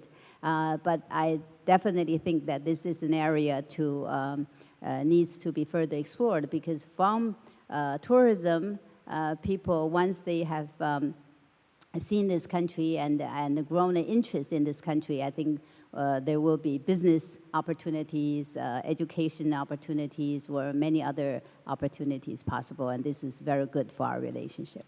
Ας πάμε λοιπόν στο κομμάτι της εκπαίδευσης, στο κομμάτι της παιδείας. Να ανοίξουμε λίγο σιγά-σιγά, κύριε Κράλη, και θέλω να ακούσουμε εσάς σε αυτό το σημείο, να μεταφερθούμε στον Καναδά, να μας εξηγήσετε καταρχάς γιατί έχουμε μεταφερθεί στον Καναδά, ενώ συζητάμε για την Αθήνα και το Πεκίνο, την Ελλάδα δηλαδή και την Κίνα. Έχει ιδιαίτερα μεγάλο ενδιαφέρον το έργο το οποίο παράγεται εκεί και έχετε πολύ μεγάλη εμπειρία στο να μας μεταφέρετε από τα δικά σας μάτια και από τη δική σας σκοπιά το ενδιαφέρον που εκδηλώνεται πια, ξαναλέω, στον ακαδημαϊκό τομέα. Καλησπέρα σας από το Βανκούβερ, όπου έχει ξημερώσει πλέον. Ευχαριστώ πολύ για την πρόσκληση στην σημερινή βραδιά. Στο Πανεπιστήμιο Σάιμον Φρέιζερ, στο Τμήμα Ελληνικών Σπουδών του Ιδρύματος Σταύρος Νιάρχος, έχουμε ξεκινήσει περίπου μια δεκαετία τώρα μια προσπάθεια για την ανάπτυξη της συνεργασίας με Κινέζους συναδέλφους που δουλεύουν τις ελληνικές σπουδές και την ελληνική γλώσσα στην Κίνα. Ξεκινώντας με σημαντική χρηματοδότηση του Ιδρύματος Νιάρχος, την ανάπτυξη διαδικτυακών εφαρμογών για την διδασκαλία της ελληνικής γλώσσας, αρχίσαμε να προσφέρουμε μέσω συνεργασιών με κινέζικα πανεπιστήμια μαθήματα ελληνικής στην Κίνα. Παράλληλα με αυτό, αρχίσαμε να δημιουργούμε μαθήματα πάλι σε διαδικτυακή πλατφόρμα για την προσφορά ελληνικού πολιτισμού σε φοιτητές που θα ενδιαφέρονταν στην Κίνα. Και όπως και οι συνομιλητές σας τόνισαν, υπάρχει πραγματικά ένα ενδιαφέρον στην Κίνα για τον αρχαίο ελληνικό πολιτισμό. Και αυτό που προσπαθήσαμε βεβαίως να κάνουμε χρησιμοποιώντας τον αρχαίο ελληνικό πολιτισμό είναι σιγά σιγά να τραβήξουμε τον ενδιαφερόμενο Κινέζο φοιτητή και στα νεότερα. Εγώ ίδιος είμαι βυζαντινολόγος. Τα μαθήματα που δημιούργησα για τις βυζαντινές σπουδές χρησιμοποιούνται από τον συνάδελφό μου τον Ρωμάν, το ευρωπαϊκό του όνομα, Wu Peng, στο Πανεπιστήμιο Νανκάι στην Tianjin, στις δικές του τις τάξεις, σε μια μορφή μικτής χρήσης διαδικτυακής εφαρμογής και διδασκαλίας μέσα στην τάξη. Ελπίζω μέσα στον επόμενο μήνα, αρχές Μαρτίου, να είμαι στην Tianjin για να συνεχίσουμε ακριβώς αυτή τη συζήτηση για το πού μπορούμε να πάμε με την συνεργασία. Προφανώς ο κύριος Χανιώτης έχει ιδιαίτερη εμπειρία και εγώ ξεκινώ αυτό που ο ίδιος κάνει αρκετό καιρό, αλλά η συνεργασία του Πανεπιστημίου του δικού μας και του κέντρου του δικού μας πάει 10 χρόνια πίσω. Αν μπορούσα να πω κάτι για κοινά σημεία, το οποίο αποτέλεσε αντικείμενο της συζήτησής σας, νομίζω πως είναι σημαντικό να σκεφτούμε την εμπειρία τόσο των Ελλήνων όσο και των Κινέζων ως μέλη της διασποράς. Από την αρχαιότητα ως σήμερα, Κινέζοι και Έλληνες ταξιδεύουν. Φανταζόμαστε τους εαυτούς μας ως ναύτες με μεγάλη ναυτική παράδοση. Υπάρχει αντίστοιχη κινέζικη παράδοση στον Μεσαίωνα με τον ναύαρχο Τζανχά, που ταξιδεύει με τεράστιους στόλους σε όλο τον κόσμο. Και παράλληλα κοινότητες Ελλήνων και Κινέζων δημιουργούνται μακριά από τη Μητροπολιτική Κίνα και Ελλάδα. Και εκεί υπάρχουν πολύ σημαντικές κοινές εμπειρίες. Στο Βανκούβερ που βρίσκομαι είμαστε περίπου 15.000 Έλληνες. Υπάρχει μια κινέζικη και κινεζοκαναδική κοινότητα στις 300 με 350.000. Και εκεί πλέον υπάρχουν ενδιαφέρουσες επαφές. Από εκεί μας έρχονται οι φοιτητές στην τάξη μας πλέον στο Σάιμον Φρέιζερ που ζητάνε μαθήματα για μυθολογία και δείχνουν ενδιαφέρον. Και εκεί έχουμε Κινέζους φοιτητές που είναι πλέον στον Καναδά, που θα θελήσουν να μάθουν την ελληνική γλώσσα. Υπάρχουν τεράστιες ευκαιρίες για περαιτέρω ανάπτυξη αυτού του πεδίου και βεβαίως υπάρχουν και σημαντικά ερευνητικά ζητήματα για εμάς τους ερευνητές. Ως βυζαντινολόγος ενδιαφέρομαι για την αρχαία και μεσαιωνική Κίνα απλά γιατί είναι ένα κράτος το οποίο κάνει πράγματα με έναν τρόπο πολλές φορές αρκετά όμοιο με τον τρόπο με τον οποίο λειτουργεί το Βυζάντιο. Οπότε οι τομείς στους οποίους μπορεί να υπάρξει μια συνεργασία, συζήτηση, διάλογος είναι πάρα πολλοί. Και σε εσάς θα ερχόμουν βέβαια, κύριε Χανιώτη. Πάλι πολύ σύντομα. Ακούγομαι? Ναι. Θα ήθελα να συμπληρώσω κάτι σε αυτά τα πολύ ωραία που είπε ο κύριος Κράλης, ιδίως για τη σημασία την οποία έχει μια σύγκριση ανάμεσα στο Βυζάντιο και την Κίνα και λόγω ανάλογων μορφών εξουσίας, τελετουργίας, γεωγραφικής επέκτασης, εμπορίου κλπ. Αλλά θα ήθελα να έρθω σε ένα σημείο το οποίο νομίζω συνοψίζει διάφορα πράγματα τα οποία υπόθηκαν μέχρι αυτή τη στιγμή, δηλαδή την αγάπη των Ελλήνων και των Κινέζων για τη γνώση και το στοιχείο της διασποράς. Και θα αναφερθώ σε μια προσωπική μου εμπειρία. Όταν πήγα στη Χαϊδελβέργη σαν καθηγητής το 1998, οι Έλληνες, όταν πήγα σαν φοιτητής το 1982, η μεγαλύτερη ομάδα φοιτητών μετά τους Γερμανούς ήταν οι Έλληνες. 10 χρόνια αργότερα, όταν πήγα σαν καθηγητής, η μεγαλύτερη ομάδα φοιτητών ήταν οι Κινέζοι, η δεύτερη ήταν οι Έλληνες. Μόλις δόθηκαν οι δυνατότητες στους Κινέζους να μπορέσουν να ταξιδεύουν στην Ευρώπη και να ζήσουν στην Ευρώπη, το έκαναν όχι μόνο για εμπορικούς λόγους, οικονομικούς λόγους, για εστιατόρια κτλ., αλλά από την αγάπη για τη μάθηση, και αυτό οδηγεί σε αυτές τις κοινότητες της διασποράς, που δεν είναι μονάχα κοινότητες εργαζομένων, αλλά είναι κοινότητες επιστημόνων, διανοουμένων, ανθρώπων του πολιτισμού. Η δεύτερη εμπειρία, την οποία θα ήθελα να μοιραστώ μαζί σας, έχει σχέση με κάτι το οποίο για πρώτη φορά συνάντησα όταν δίδαξα στο Πανεπιστήμιο του Τσανγκτσούν στην Μαντζουρία, και αυτό είναι το γεγονός ότι οι φοιτητές οι οποίοι έρχονταν στην αίθουσα διδασκαλίας έρχονταν για κάτι στοιχειώδες που δυστυχώς στα ευρωπαϊκά και δυτικά πανεπιστήμια έχουμε ξεχάσει. Έρχονταν όχι για να πάρουν ένα χαρτί ή ένα δίπλωμα, αλλά έρχονταν για να μάθουν. Κανένας από αυτούς δεν πήρε ένα χαρτί ή μια βεβαίωση. Οι περισσότεροι δεν σπούδαζαν καν κάποιο σχετικό αντικείμενο. Ήρθαν επειδή τους ενδιέφερε να μάθουν. Και έφερα 2 βιβλία. Το ένα από αυτό είναι η κινεζική μετάφραση του Καβάφη, διότι έχει σημασία και η επέκταση των σχέσεων, όχι μονάχα στην αρχαιότητα, το Κομφούκιο, την αρχαία φιλοσοφία, αλλά και στην σύγχρονη Ελλάδα.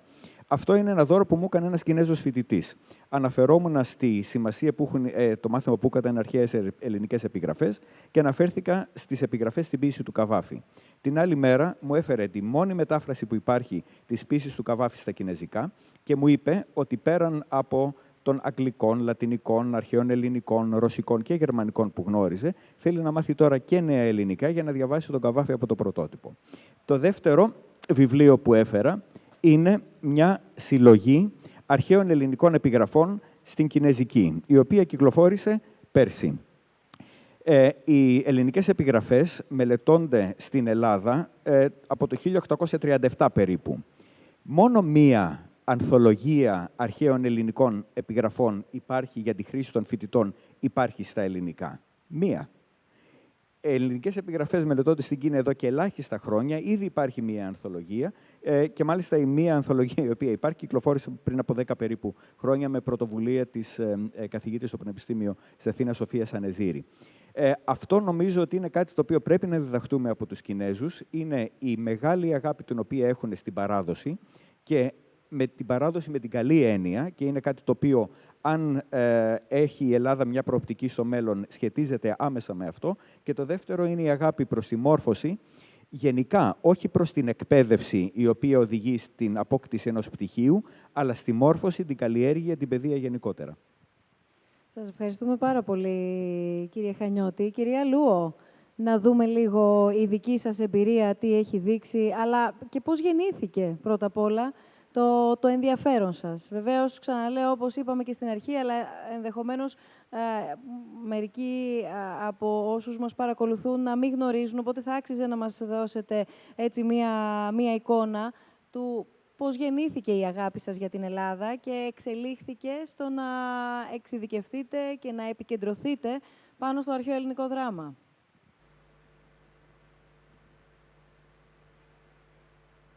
Έχουμε κάποιο πρόβλημα στον ήχο, δεν σας ακούμε. Ναι, τώρα σας ακούμε, ναι. Ναι, καλησπέρα σε όλους και καλή χρονιά.新年快乐.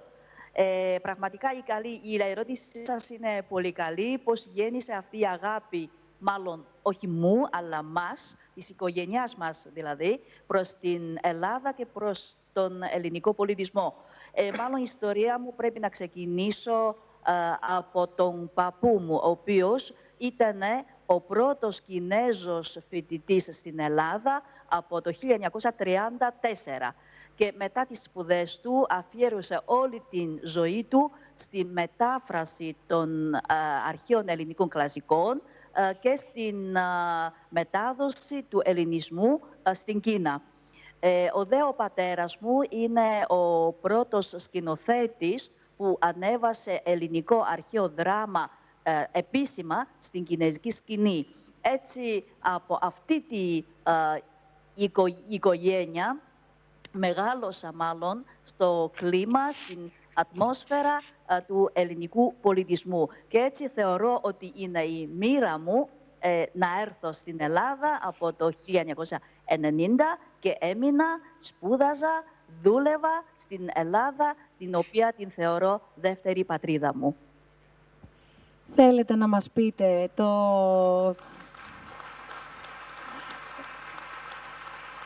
Ευχαριστώ πολύ. Εμείς ευχαριστούμε πολύ που σας έχουμε σήμερα εδώ μαζί μας. Βρίσκεστε και πολύ συχνά στην Ελλάδα. Την χάνει τώρα να σας βρίσκουμε σήμερα συγκεκριμένα στο Πεκίνο. Να πούμε το όνομά σας. Άκουσα νωρίτερα τον κύριο Κράλη που αναφέρθηκε σε ένα συναδέλφό του και χρησιμοποίησε το ευρωπαϊκό όνομά του και το όνομά του στα κινεζικά. Οπότε να μάθουμε και το δικό σας όνομα, γιατί το Τόνια είναι το ευρωπαϊκό, αν θα μπορούσαμε να το πούμε έτσι, δεν ξέρω, εσείς θα μας πείτε. Ναι, βεβαίως. Έχω βαφτιστεί στην Ελλάδα και το όνομά μου είναι Εντονία Αθηνά. Το κινέζικο όνομά μου είναι Λουο Τόγκ. Θέλετε να μας δώσετε κάποια παραδείγματα από συνέργειες και από συνεργασίες στον τομέα του πολιτισμού σήμερα πια μεταξύ των δύο χωρών? Ναι, έχω ασχολήσει με δύο αντικείμενα. Το πρώτο ήταν διδασκαλία κινέζικης γλώσσας προς τους Έλληνες μαθητές και φοιτητές. Ήμουνα στο Πανεπιστήμιο Αθηνών 14 χρόνια και δίδασκα κινέζικη γλώσσα στους Έλληνες. Και έχω ένα πολιτιστικό κέντρο στον Πειραιά, με το οποίο κάνουμε κινέζικη γλώσσα πάλι στους Έλληνες και προσπαθούμε να προβάλλουμε το κινέζικο πολιτισμό στην Ελλάδα. Και ταυτόχρονα το δεύτερο επάγγελμά μου είναι είμαι σκηνοθέτης του θεάτρου και του κινηματογράφου. Με αυτό το επάγγελμα, μάλιστα, γύρισα εδώ και 2 χρόνια στην Κίνα, στο Πεκίνο, και εργάζομαι σε διάφορα θέατρα και είναι πολύ μεγάλη μου χαρά να βλέπω ότι αυτά τα τελευταία χρόνια υπάρχουν τόσο πολλές προσπάθειες από τους Κινέζους καλλιτέχνες να ανεβάσουν ελληνικό αρχαίο δράμα. Μόνο σε αυτά τα 2 τελευταία χρόνια έχουν αναβαστεί όπως τον Ιδίπποδα Τύραννο, την Αντιγόνη, την Ιφηγένεια Ενταύρη, την Ηλέκτρα και τώρα ετοιμάζεται και η παράσταση του Αγαμέμνονα με το Εθνικό Θέατρο, σε συνεργασία του Εθνικού Θέατρου της Κίνας με Εθνικό Θέατρο της Ελλάδας. Επίσης, έχουμε αναβαστεί πέρυσι τις Όρνηθες του Αριστοφάνη. Όλες αυτές τις προσπάθειες, τις θεατρικές συνεργασίες μεταξύ των δύο χωρών, νομίζω πως είναι πάρα πολύ ανάγκη μας για το κινέζικο κοινό. Γιατί βλέπω ότι οι Κινέζοι έχουν δίψα για το ελληνικό θέατρο, για την ελληνική τέχνη και για το ελληνικό πολιτισμό. Και βλέπω και όλο και περισσότεροι Έλληνες καλλιτέχνες έρχονται στην Κίνα και συνεργάζονται με τους Κινέζους καλλιτέχνες για να ανεβάσουν κοινές παραστάσεις. Και όπως πέρυσι, ο σκηνοθέτης Μαρμαρινός είχε έρθει στην Σανγκάη και έκανε την Ηλέκτρα. Και φέτος ο κύριος Λιβαθινός, ο οποίος είναι καλλιτεχνικός διευθυντής του Εθνικού Θεάτρου της Ελλάδας, ετοιμάζει τώρα τον Αγαμέμνονα στο Πεκίνο και η παράσταση θα γίνει στις 20 Φεβρουαρίου στην Κίνα, στο Πεκίνο.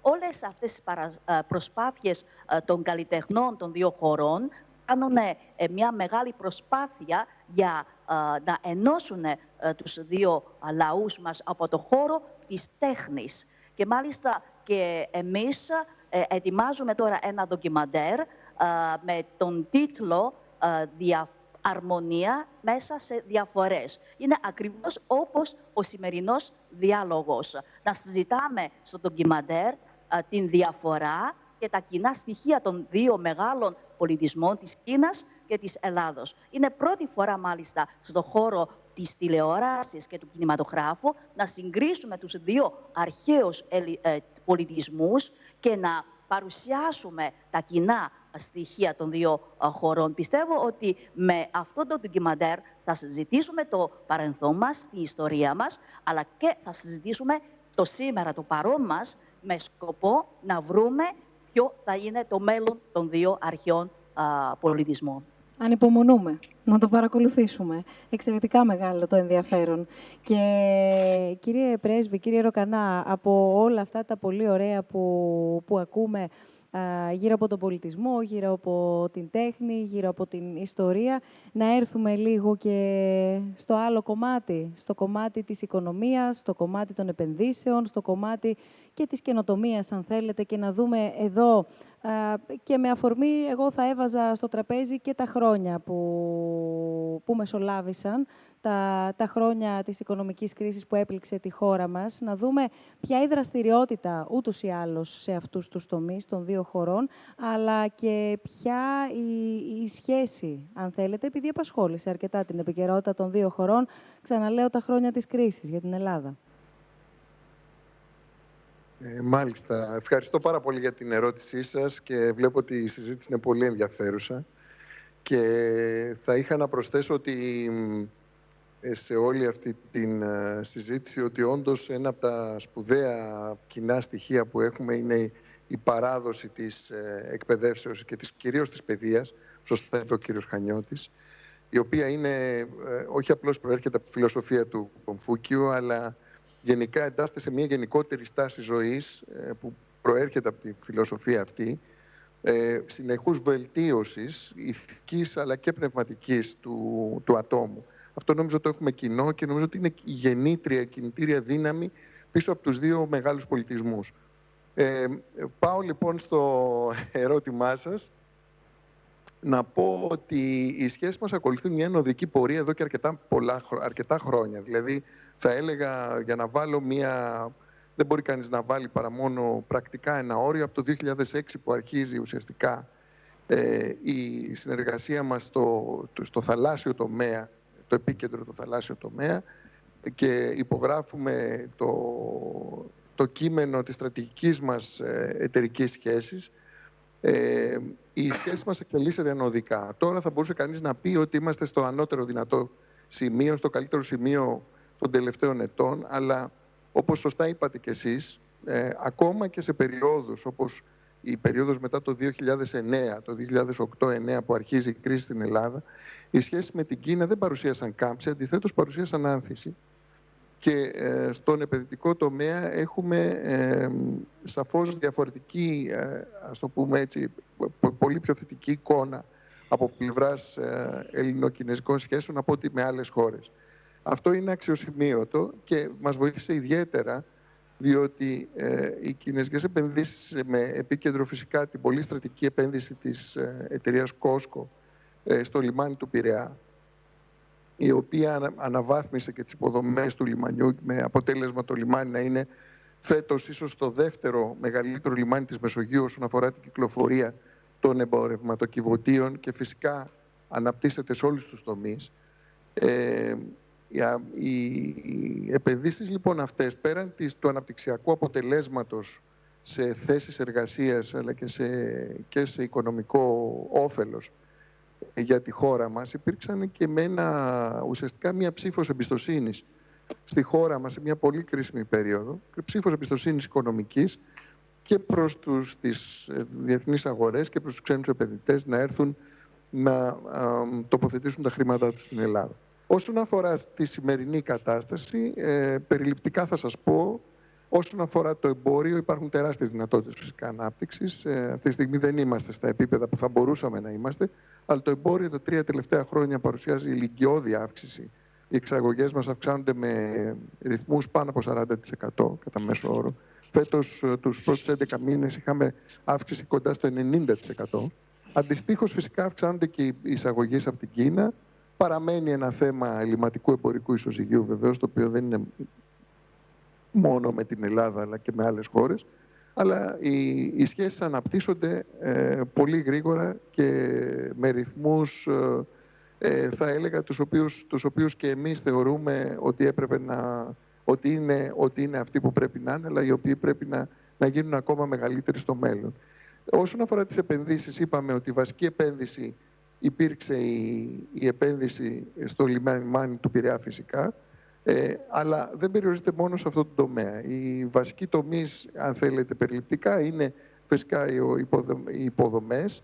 Έχουν συμπεριληφθεί και σε ένα πολύ στρατηγικό τριετές πλάνο σχέδιο δράσεως, το οποίο υπογράψαμε το 2017 το Μάιο. Έχουν λοιπόν συμπεριληφθεί οι τομείς των μεταφορών υποδομών, της ενέργειας και των τηλεπικοινωνιών, και στους τρεις αυτούς τομείς υπάρχουν κινέζικες εταιρείες που δραστηριοποιούνται στην Ελλάδα. Με αποτελέσματα πολύ καλά, θα έλεγα, και με πολύ μεγάλες προοπτικές. Φυσικά και άλλοι τομείς θα ακολουθήσουν, ο τομείς των logistics. Υπάρχει φυσικά πρόθεση να αναπτύξουμε τις σχέσεις στον τομέα των αγροτικών. Υπάρχει φυσικά ο τουρισμός, που είπαμε ότι αυξάνεται και εκεί οι τάσεις είναι αυξητικές, είναι σημαντικές. Δηλαδή είναι 35% κατά μέσο όρο το προηγούμενο χρόνο. Ίσως να πάμε και σε πάνω από 50% στο μέλλον.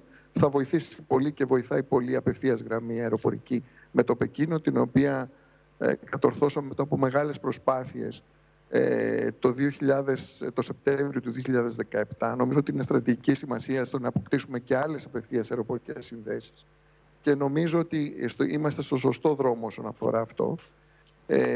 Θα βοηθήσει φοβερά η συμμετοχή μας στην στρατηγική πρωτοβουλία της Κίνας που λέγεται Belt and Road, μία ζώνη, ένας δρόμος.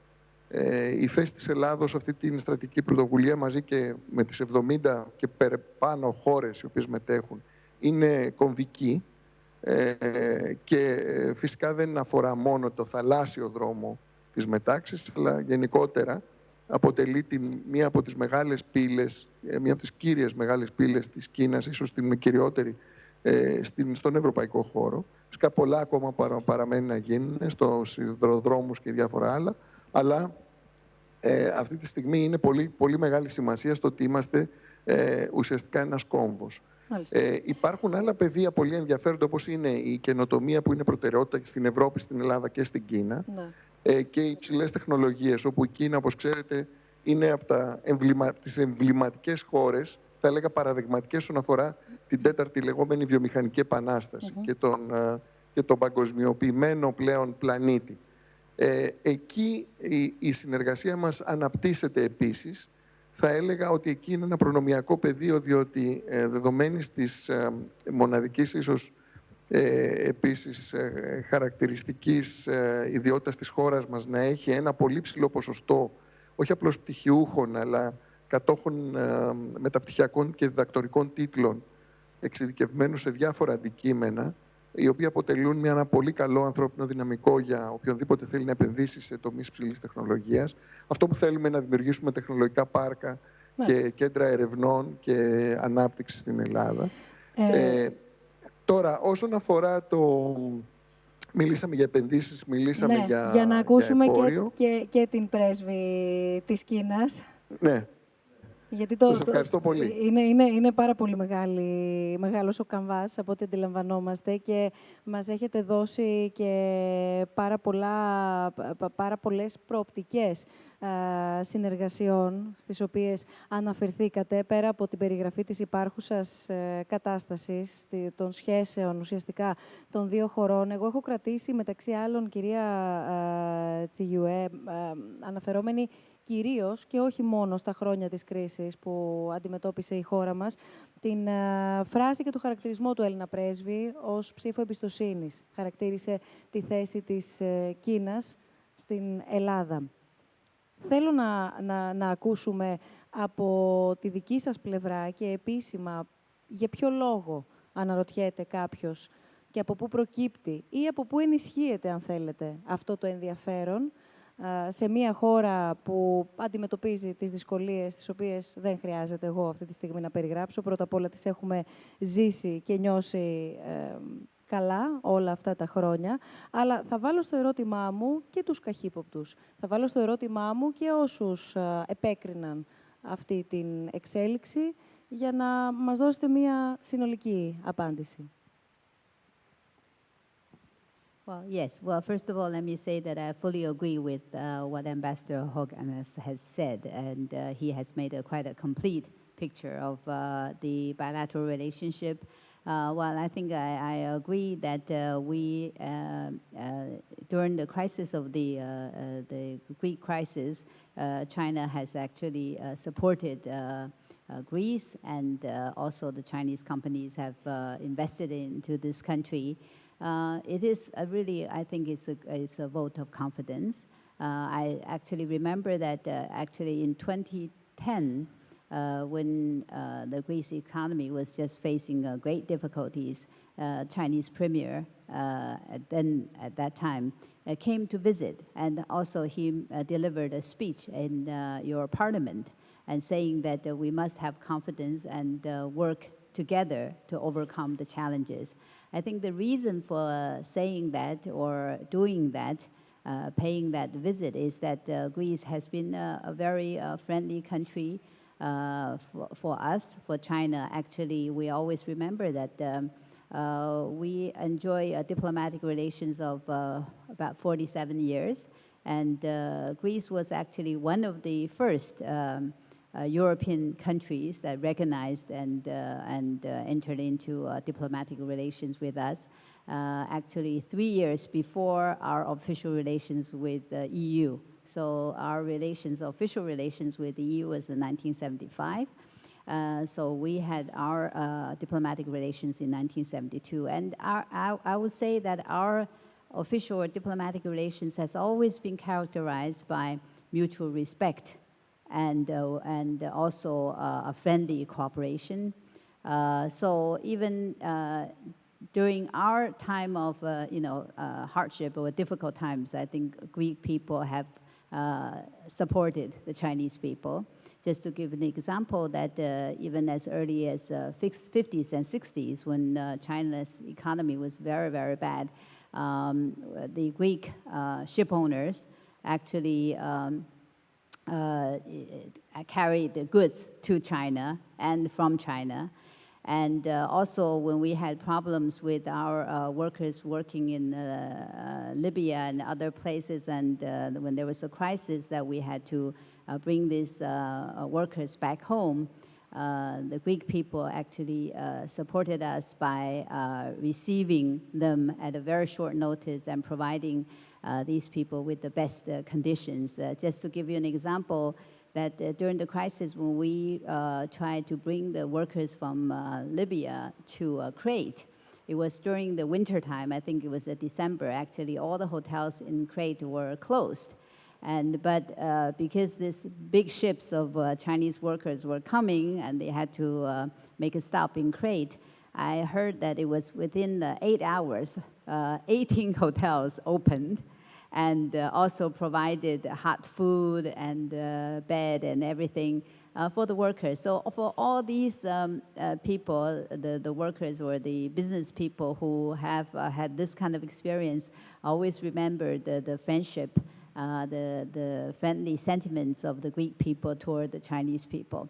So I think, you know, we understood even at that time that the Greek people were undergoing some difficulties, and we had confidence in Greece, in the Greek people, and we have experienced many hardships. We know what it was like, and so we tried to help in every way we can. And I think today, the relationship has been going on very well, and I think it's been a very good example of a win-win cooperation. So I think, as you said, that there has been suspicions as to China and Greek relationship. I just wanted to say that because this is a relationship of a win-win situation, a win for all. It benefited not just the Chinese people, but the Greek economy and the society. Just to give you an example, when the ambassador talked about the Piraeus port, the Piraeus port has not only been making good business achievement, but it has created jobs for the local people. So I think at least about 10,000 indirect jobs are created, and also there have been other results out of this container ship development and other development, and there are other possibilities of further developing the port as a hub for the whole area and for the benefits of the economic benefits and social benefits of the whole country. So that's why when this kind of cooperation project is characterized by win-win, beneficial for both sides, good cooperation, I think it will be long-lasting. Ευχαριστούμε πολύ. Επειδή ο χρόνος τρέχει, ο κύριος Τρίγκας δεν έχει μιλήσει ακόμα και έρχομαι σε εσάς αμέσως τώρα.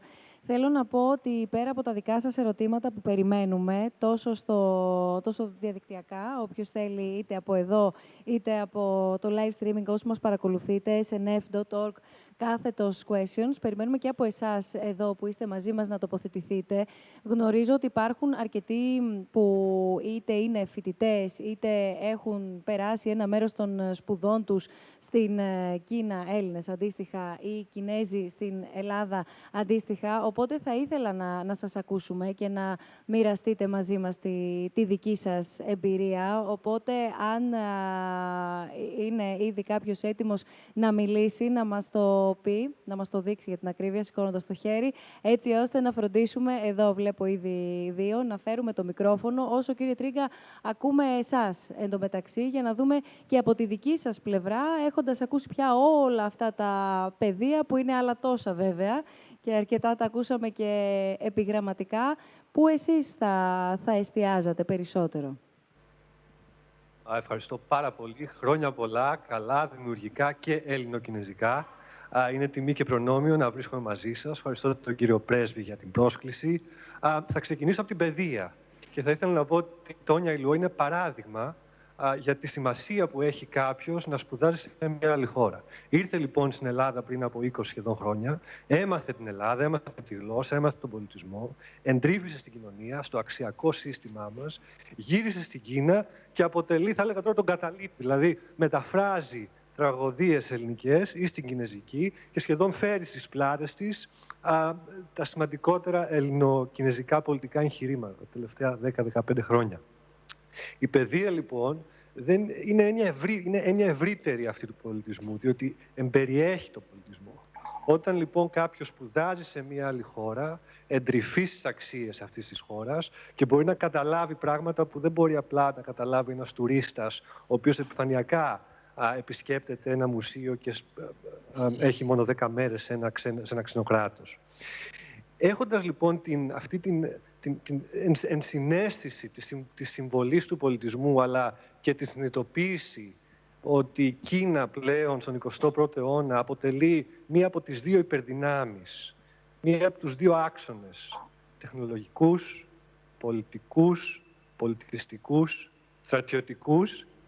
Εδώ και τα τελευταία 4-5 χρόνια μια ομάδα Ελλήνων προσπάθησε να επεκτείνει αυτές τις σχέσεις, τις ανταλλαγές, τις φοιτητικές ανταλλαγές, τις εκπαιδευτικές ανταλλαγές του Πανεπιστημίου Τσίνχουα, που είναι πλέον το alma mater studiorum του Κινέζου Προέδρου και είναι το σύμβολο, θα έλεγα, πλέον εδώ της κινέζικης ελίτ, με την Ελλάδα. Και καταφέραμε μια σημαντική χορηγία από το Ίδρυμα Λασχαρίδη, του Πάνου του Λασχαρίδη, αλλά και την αρρωγή εδώ, την συνεχή αρρωγή του πρέσβη, μέσα στα τελευταία 4 χρόνια να έχουμε ιδρύσει μια έδρα επισκέπτη Έλληνα καθηγητή στο Τσίνχουα, αλλά και να στέλνουμε από το Πανεπιστήμιο Κινέζους φοιτητές στην Ελλάδα. Το θεωρώ αυτό πάρα πολύ σημαντικό. Ποιος ο στόχος? Ο στόχος είναι η δημιουργία μιας δυναστείας Αντωνίνων. Τι σημαίνει αυτό? Αυτό ξέρει πάρα πολύ καλά ο κ. καθηγητής. Μιας δηλαδή ελίτ εδώ φιλελληνικής, η οποία θα καταλαβαίνει την Ελλάδα, θα έχει άμεση σχέση με τον πολιτισμό μας, άμεση σχέση με τα ελληνικά σύμβολα και θα είναι αρρωγός στις προσπάθειες της χώρας στο μέλλον. Ευχαριστώ. Σας ευχαριστούμε εμείς πολύ και ελάτε πάνω σε αυτά τα οποία λέτε και ακούμε, να ακούσουμε όλοι μαζί έναν φοιτητή, όπου αν θέλετε να σηκωθείτε και όρθιος για να μπορεί να σας βλέπει και ο υπόλοιπος κόσμος, να μας πείτε το ονοματεπώνυμό σας. Από εκεί θα σας βλέπουμε. Ελάτε εδώ, ό,τι θέλετε. Ωραία, ελάτε εδώ. Να, θα σηκωθώ εγώ. Λοιπόν, όχι, παρακαλώ. Καθίστε εδώ. Όχι, παρακαλώ. Τόση ώρα μιλάμε για ευγένεια και συνεργασία, σε λίγο. Λοιπόν, να ακούσουμε τη δική σας εμπειρία. Να μας πείτε καταρχάς πώς, πότε και γιατί βρεθήκατε στην Κίνα και τι αποκομίσατε. Καλησπέρα και από μένα. Ονομάζομαι Λευτέρης Χαρτερός. Είμαι φοιτητής στην ΑΣΟΕ στο τμήμα πληροφορικής και εγώ κατάφερα να βρεθώ στην Κίνα μέσω του εκπαιδευτικού προγράμματος της Huawei, το Seeds for the Future. Αυτό είναι ένα εκπαιδευτικό πρόγραμμα που ουσιαστικά δίνει τη δυνατότητα σε φοιτητές από όλη την Ελλάδα να επισκεφτούν την Κίνα και να γνωρίσουν και την κουλτούρα τους, αλλά και να πάρουν, ας πούμε, γνώσεις σε πεδία του ICT. Ουσιαστικά είναι τομείς πληροφορικής. Το ταξίδι μας ξεκίνησε από το Πεκίνο, όπου είχαμε τη δυνατότητα να δούμε το Σινικό τείχος, να δούμε την απαγορευμένη πόλη και συνέχεια ακολουθήσανε κάποια μαθήματα κινέζικων σε ένα κινέζικο πανεπιστήμιο στο Πεκίνο. Τα κινέζικα, να μην σας λέω ψέματα στην αρχή, ήταν κάπως περίεργα, γιατί τώρα φανταστείτε να βλέπεις αυτά τα γράμματα, τα οποία ουσιαστικά μας εξήγησαν κιόλας ότι προέρχονται από σύμβολα, γιατί οι Κινέζοι δεν έχουν ουσιαστικά αλφάβητο, από ό,τι μάθαμε. Έχουν ουσιαστικά, βλέπαν κάποιο σύμβολο, π.χ. τον ήλιο ή το άλογο, και ουσιαστικά το σχεδιάζανε. Οπότε οι λέξεις τους προέρχονται από σύμβολα. Και ήταν πολύ ενδιαφέρουσα εμπειρία να γνωρίσεις πώς ουσιαστικά μπορείς να γράψεις με τέτοια σύμβολα. Μάθαμε βασικές λέξεις όπως Ni Hao, Βοζιάο, αυτό το έχουμε μάθει κι εμείς. Κάτι άλλο να μας πείτε. Βολάει τη Σίλα, που σημαίνει ότι είμαστε... Εντάξει, πάσω. Τα βασικά μάθαμε, εντάξει. Το πολύ ενδιαφέρον ήταν η καλλιγραφία, όπου είχαμε καθηγητή, ο οποίος ουσιαστικά καθόταν και μας ζωγράφιζε και μας έδινε και εμάς μετά τη δυνατότητα με τα πινέλα που έχουν οι Κινέζοι και ζωγραφίζουν να σχεδιάσουμε κι εμείς. Ήταν μια πολύ πρωτόγνωρη εμπειρία. Αυτό που μας φάνηκε λίγο περίεργο στην αρχή ήταν το φαγητό, γιατί όπως ξέρετε το ελληνικό δεν έχει καμία σχέση με το κινέζικο. Δηλαδή δυσκολευτήκαμε πάρα πολύ. Ήταν και κάπως περίεργο το τραπέζι, γιατί έχουν ουσιαστικά στρογγυλά τραπέζια γυάλινα, όπου τοποθετούν πάνω τα φαγητά και ουσιαστικά το γυρνάς για να πάρεις αυτό που θες να φας. Δεν φάγαμε και πολύ, να μην λέμε ψέματα, αλλά ήταν ωραία. Στη συνέχεια το ταξίδι μας πήγε στη Σένζεν.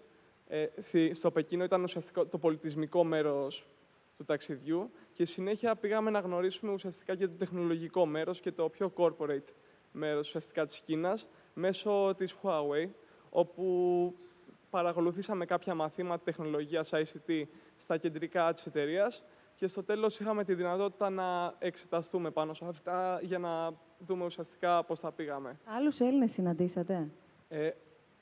Όχι απαραίτητα στο πρόγραμμα, γενικά. Συναντήσαμε τον Ατασέ στην Κίνα, όπου είχαμε και τη δυνατότητα να φάμε μαζί του, στο Πεκίνο βέβαια, στα κεντρικά εκεί πέρα της Huawei. Αλλά, Έλληνες στο δρόμο, κάπου, όχι, στην αλλά, καθημερινότητα, έστω αυτών των 2 εβδομάδων. Όχι, αυτό που με εντυπωσίασε ήταν ότι όπως περπατάγαμε στην απαγορευμένη πόλη, ξαφνικά κοιτάζω, οι Κινέζοι είναι λίγο κοντινά, οπότε όπως περπατάμε, ξαφνικά νιώθω κάποιον να μου τραβάει έτσι λίγο την μπλούζα, να με κοιτάει στα μάτια και να μου λέει «Πίκτσα!» Στην αρχή νόμιζα ότι θέλω να τους βγάλω εγώ φωτογραφία, αλλά τελικά πόζαραν δίπλα μου και απλά θέλω να βγάλουν φωτογραφία μαζί μου. Γιατί από ό,τι μας εξήγησε μετά και ο συνοδός μας, αυτοί είναι κάποιοι Κινέζοι που έρχονται από επαρχίες και δεν συναντούν πολλοί Ευρωπαίους. Οπότε τους είναι πρωτόγνωρη εμπειρία να βλέπουν Ευρωπαίους. Μάλιστα. Ευχαριστούμε πάρα πολύ. Ευχαριστώ και εγώ πάρα πολύ.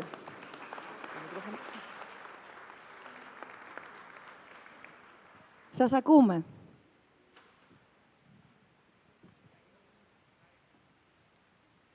Τώρα να σας δώσουμε το μικρόφωνο. Ονομάζομαι Γεραρής Δημήτρης και έχω επισκεφθεί το Πεκίνο και την Κίνα 62 φορές με Έλληνες αξιδιώτες. Μπορεί κάποιοι να ήταν μαζί μου. Πιθανόν να υπάρχει κάποιος. Με μεγάλη χαρά το 2006, σαν μηχανικός κινητήρων αεροπλάνων, που αυτή είναι η πρώτη μου και βασική ειδικότητα, βοήθησα πάρα πολύ να ξεκινήσει τα ταξίδια της Air China με κατευθείαν πτήσεις. Βοήθησα, δεν έγιναν. Όμως, ξανά άκουσα σήμερα να λέτε ότι θα γίνουν οι κατευθείαν πτήσεις. Έχω όμως το σχέδιο εδώ που τότε, μαζί με τον πρόεδρο της τότε κυβερνήσεως, είχαμε πάει στο Πεκίνο μαζί και σαν γκρουπ βέβαια, και έβλεπα εδώ ότι από Αθήνα με Πεκίνο κατευθείαν είναι μόνο 9 ώρες πτήση. Τώρα πώς το βλέπετε, θα γίνουν 9 ώρες που λένε, ή θα το κάνουν πάλι μέσω Ρώμης ή ξέρω εγώ, μέσω Σιγκαπούρης, μέσω Μπαγκόγκ? Και εμένα που έχω κάνει 272 γκρουπ σε όλο τον κόσμο και ταξιδεύω, οι ώρες στο αεροπλάνο είναι πολύ σημαντικές. Και χάρηκα πάρα πολύ που άκουσα αυτό. Το Σας δεύτερο που με πολύ. ενδιαφέρει είναι... παρακαλώ πολύ, με συγχωρείτε για τη διακοπή. Να δούμε αν υπάρχει κάποιο πρόβλημα με το μηχάνημα μετάφρασης. Ευχαριστώ. Ναι, παρακαλώ.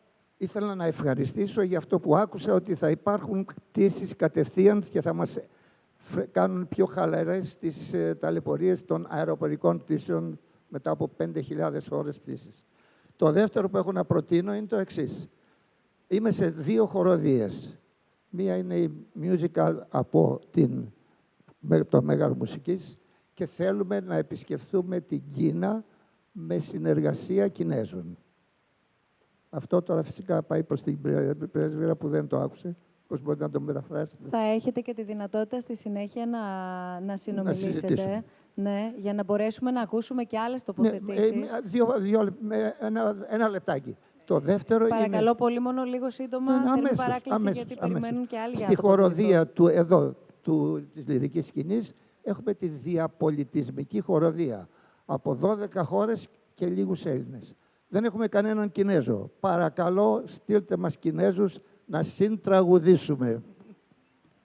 Δωρεάν, καμία χρέωση, κανένα στοιχείο. Παρακαλώ, στείλτε μας Κινέζους να συντραγουδήσουμε στη διαπολιτισμική χοροδία της λυρικής σκηνής, σε αυτό το χώρο, στη μεγάλη αίθουσα που κάνουμε δοκιμές. Σας ευχαριστούμε πάρα πολύ. Σας ευχαριστούμε πολύ. Ναι. Καλησπέρα σε όλους σας. Ονομάζομαι Αναστασία Καραμούζη. Είμαι φίλη της Τόνιας. Είμαι ακριβώς το αντίθετο με την Τόνια. Μεγάλωσα στην Κίνα. Πήγα δημοτικό, γυμνάσιο, λύκειο, πανεπιστήμιο, όλα αυτά στο Πεκίνο. Οι γονείς μου ήταν καλεσμένοι ως πρώτοι Έλληνες τη δεκαετία του 60 και ξεκινήσανε την έδρα ελληνικής γλώσσας στο τότε πανεπιστήμιο εκεί. Οπότε η πρώτη φουρνιά των Κινέζων που ουσιαστικά ξεκίνησαν με τα ελληνικά και θέσαν το λιθαράκι για όλο αυτό που γίνεται σήμερα, ξεκίνησα από εκείνους και νιώθω πάρα πολύ περήφανη αυτό κάθε φορά που ακούω όλες αυτές τις συζητήσεις. Τελείωσα το Πανεπιστήμιο στο Πεκίνο, είμαι ιατρός, έχω έρθει στην Ελλάδα πια πάρα πολλά χρόνια και θεωρώ ότι όλη αυτή η κατάσταση που δημιουργείται και η σχέση των Ελλήνων με τους Κινέζους, που πάντα είχε παράδοση, έχει πάρα πολύ μέλλον. Ευχαριστώ. Σας ευχαριστούμε εμείς. Ευχαριστούμε πολύ.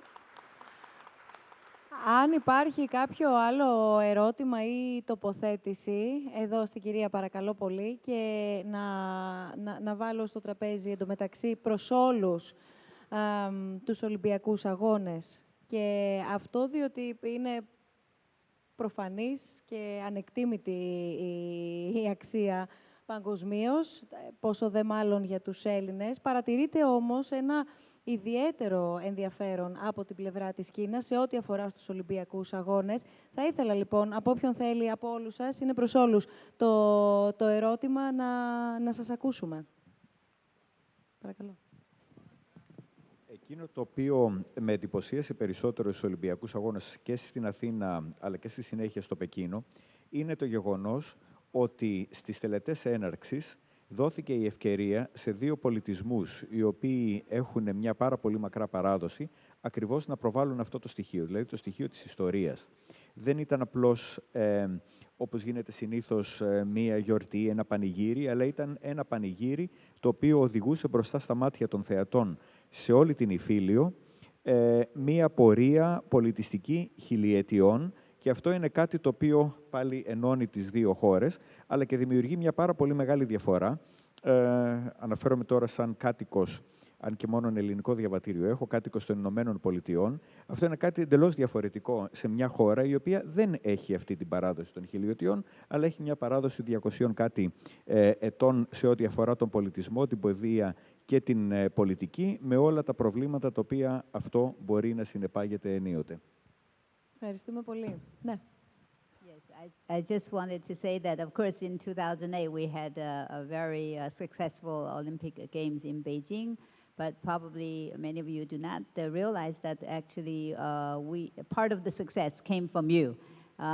We learned a lot from you, and actually during all those preparations we worked with many of the Greek people, and actually when you organized the 2004 Olympics, we sent Beijing, the preparatory committee sent several officials to work with you and to see how you organize the games and to gain a lot of experience. So we have learned very much from you and cooperated very closely together to make a successful Olympic game in 2008. And I just wanted to say also that actually we have successfully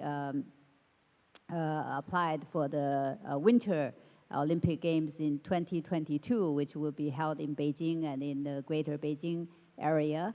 And so we already, actually, I believe that a few of the Olympic experts are already working with China, and I believe that when it's close to 2022, that there will be more cooperation, more training, or kind of working together on both sides. Because this will be the first time for China to organize Winter Games. And China, I believe, that will be the very first country that has organized both the summer and the winter games by 2022. So we are looking forward to organizing more events in the sport sector so that young people and our athletes can work together. I think this is also very beneficial for our relationship. Σας ευχαριστούμε πάρα πολύ. Σας ακούμε. Λέγομαι Αφροδίτη Μπλέτα, είμαι η πρόεδρος του Ελληνοκινεζικού Επιμελητηρίου Επιχειρηματικότητας. Ασχολούμαι με την Κίνα γύρω στα 30 χρόνια τώρα, οπότε αντιλαμβάνεστε ότι και τα ταξίδια είναι πολλά. Ήθελα καταρχάς να συγχαρώ και το Ίδρυμα Νιάρχος, αλλά και όλους τους συμμετέχοντες για αυτή την εξαιρετική πρωτοβουλία, μια ιδιαίτερα ενδιαφέρουσα συζήτηση και να ευχηθώ καλή χρονιά του χείρου. Από εκεί και μετά να συμπληρώσω πολύ επιγραμματικά σε ό,τι αφορά τις ομοιότητες ανάμεσα στις δύο κοινωνίες. Η ελληνική πρωτοχρονιά, πριν οριστεί διοικητικά στην 1η Ιανουαρίου, γιορταζόταν, όπως ξέρουμε, στην περίοδο γύρω από την Άνοιξη. Και αυτό με αναπέμπει, εμένα τουλάχιστον, με αναπέμπει στο αντίστοιχο φεστιβάλ της Άνοιξης που γιορτάζουν οι Κινέζοι. Και στη διάρκεια αυτών των εορτασμών στολιζόταν η Ερησιόνη, που ήταν ένας κλάδος αγριελιάς με λευκές και κόκκινες κλωστές. Άρα, κύριε καθηγητά, βρίσκουμε το κόκκινο χρώμα. Και βεβαίως με όλους τους καρπούς που ήταν διαθέσιμοι εκείνη την περίοδο, για να έρθει να καλυφθεί αυτό που λέει prosperity, δηλαδή πλούτος και ευμάρεια. Επίσης, το ρόδι το οποίο σπάμε την πρωτοχρονιά παραδοσιακά έχει κόκκινους καρπούς και ξαναβρίσκουμε το κόκκινο χρώμα.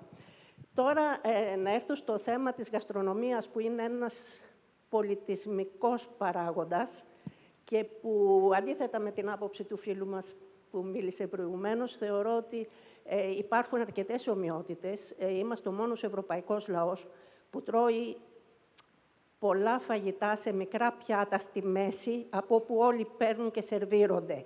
Αυτό είναι κάτι που το συναντάμε στην κινέζικη κουλτούρα, όπως επίσης είμαστε από τους ευρωπαϊκούς λαούς εκείνος που έχει την πιο απλοποιημένη κουζίνα, χωρίς πολλές κρέμες, βούτυρα κλπ. Και είναι κάτι που επίσης μας παραπέμπει σε αρκετά πιάτα της κινέζικης κουζίνας. Και επειδή μιλήσατε για τους Ολυμπιακούς, θα πω ένα ανέκδοτο και τελειώνω με αυτό. Στην περίοδο της προεργασίας των Ολυμπιακών του 2004, όπως είπε η κυρία η πρέσβυρα, ερχόντουσαν πάρα πολλές αποστολές από την Ολυμπιακή Ομάδα της Κίνας για να μελετήσουν και να πάρουν τεχνογνωσία από εμάς. Σε μία από αυτές τις αποστολές, ένα βράδυ πήγαμε στο εστιατόριο για να φάμε. Μπαίνοντας μέσα, λοιπόν, ο πρόεδρος της Ολυμπιακής Επιτροπής του Πεκίνου, που ήταν επικεφαλής, γυρνάει και μου λέει: πριν καθίσουμε, μας φέρατε σε ένα πολύ καλό εστιατόριο. Λέω: πράγματι, αλλά δεν μπήκαμε, δεν έχουμε καν κάτι στο τραπέζι, πώς το καταλάβατε? Μου λέει: ο κόσμος που είναι μέσα μιλάει πολύ και δυνατά, που σημαίνει ότι είναι χαρούμενος. Στην Κίνα, όταν τρώμε και είμαστε ευχαριστημένοι, μιλάμε πολύ και δυνατά. Είναι άλλο ένα στοιχείο που μας ενώνει. Σας ευχαριστούμε πολύ. Ναι, παρακαλώ. Να πω μόνο εγώ ότι το νιώσαμε όλοι, ταυτιστήκαμε όλοι με αυτό το παράδειγμα. Ναι, ελάτε. Καταρχήν θα ήθελα να πω πόσο χαίρομαι που ακούγονται και εκείνοι που ήταν προτεργάτες σε αυτές τις σχέσεις ανάμεσα στην Ελλάδα και την Κίνα από δεκαετίες. Όχι τα τελευταία χρόνια, όταν οι συνθήκες ήταν πάρα πολύ δυσκολότερες. Και είναι πραγματικά σημαντικό να τους θυμόμαστε και να τους εκφράσουμε και την ευγνωμοσύνη για αυτά τα οποία έκαναν. Και άλλοι οι οποίοι, επί πολλά χρόνια, παραδείγματος χάρη, ο καθηγητής στο Πανεπιστήμιο Ιωαννίνων, Μιχάλης Κορδώσης, προωθεί τις σχέσεις των βυζαντινών σπουδών ανάμεσα στην Κίνα και την Ελλάδα. Επειδή αναφερθήκατε στην Ιρησιόνη και στο Ρόδι, η Ιρησιόνη όντως είναι μια γιορτή της Άνοιξης, δεν είναι όμως γιορτή πρωτοχρονιάς. Στην αρχαία Ελλάδα η πρωτοχρονιά, η πρώτη μέρα του έτους, συνήθως πέφτει είτε τέλη Σεπτεμβρίου, είτε στα τέλη του καλοκαιριού. Δεν είναι δηλαδή την Άνοιξη. Όσο δε το ρόδι, πάλι δεν υπάρχει αντίβαση σε αυτό το οποίο είπα, διότι το ρόδι και το κόκκινο χρώμα, αλλά και το ζουμί το οποίο βγαίνει από εκεί, σχετίζεται με το αίμα. Με το αίμα των εμήνων της γυναίκας. Γι' αυτό το λόγο έχει και αυτούς τους συμβολισμούς. Αλλά αυτός από την πλευρά του αρχαίου ιστορικού. Αλλά νομίζω το σημαντικότερο είναι αυτό, ότι οι ελληνοκινεζικές σχέσεις έχουν μια μακρά παράδοση και μάλιστα μια παράδοση η οποία δημιουργήθηκε κάτω από πάρα πολύ δύσκολες συνθήκες και σήμερα πολύ πιο εύκολα μπορεί κανένας και να ταξιδεύει αλλά και να τις προωθεί. Σας ευχαριστούμε πολύ. Θέλω να ζητήσω, γιατί οι μεν ξημέρωσαν, οι δε θα ξημερωθούν σε λίγο στον Πεκίνο. Λοιπόν, θέλω, κύριε Κράλη, μια τελευταία τοποθέτηση από εσάς για να σας καλημερίσουμε και να σας ευχαριστήσουμε για τη σημερινή συμμετοχή σας. Και εγώ πάλι να σας ευχαριστήσω. Ίσως θα ήθελα να κλείσω με τον τομέα του πολιτισμού, επειδή έτσι κι αλλιώς άπτεται της παιδείας. Μιλάμε πολύ για αρχαία Ελλάδα, για Βυζάντιο, για τα βαριά χαρτιά, ίσως, άμα θέλετε, στον τρόπο με τον οποίο προσεγγίζει κάποιος την Ελλάδα και τη σχέση με την Κίνα. Έχει ενδιαφέρον να δούμε την αντίστροφη μεριά, πώς μια δυναμική Κίνα με εμπιστοσύνη στον εαυτό της επηρεάζει συνολικά τον κόσμο και όχι μόνο στο οικονομικό επίπεδο για το οποίο μιλήσανε οι συμμετέχοντες στη συζήτηση. Πριν από ένα περίπου χρόνο ήμουν σε επαφή με μια ομάδα νέων γραφιστών, σχεδιαστών που δουλεύουν σε αυτό που θα λέμε graphic novel, μια μορφή comics, βασισμένο στην ιστορία του Διγενή Κρήτα.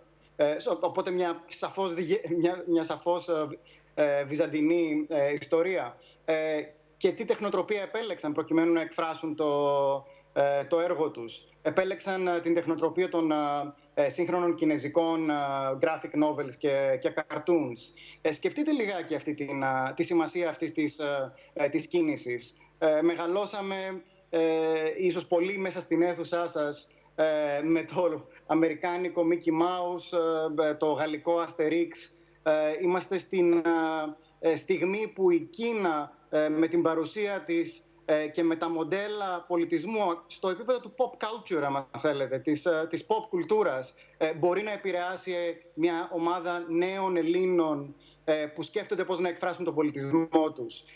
Και αυτό είναι ένα σημαντικό στοιχείο το οποίο μας λέει πως υπάρχει πολύ μέλλον στη συζήτηση και στο διάλογο με την Κίνα, γιατί η Κίνα είναι σαφέστατα πλέον παρούσα διεθνώς. Και από τη μεριά μας στο Κέντρο Ελληνικών Σπουδών σίγουρα θα δουλέψουμε για την επέκταση των επαφών και για την προώθηση του ελληνικού πολιτισμού, αλλά και τις ευκαιρίες που έχουμε να μάθουμε μέσα από την περαιτέρω μελέτη του κινέζικου πολιτισμού. Αυτά από μένα και σας ευχαριστώ πολύ για την πρόσκληση. Εμείς σας ευχαριστούμε πολύ. Καλημέρα, καλή χρονιά και καλημέρα. Σας ευχόμαστε. Ευχαριστούμε πολύ. Ευχαριστούμε, κύριε Κράλη. Ένα πάρα πολύ σύντομο κλείσιμο και από εσάς, κύριε Λιτζουάν, και αν θα μπορούσε αυτό να είναι στο στόχο του έργου και όλης της δραστηριότητας του Ινστιτούτου Κομφούγιο στην Αθήνα. Ποιο είναι?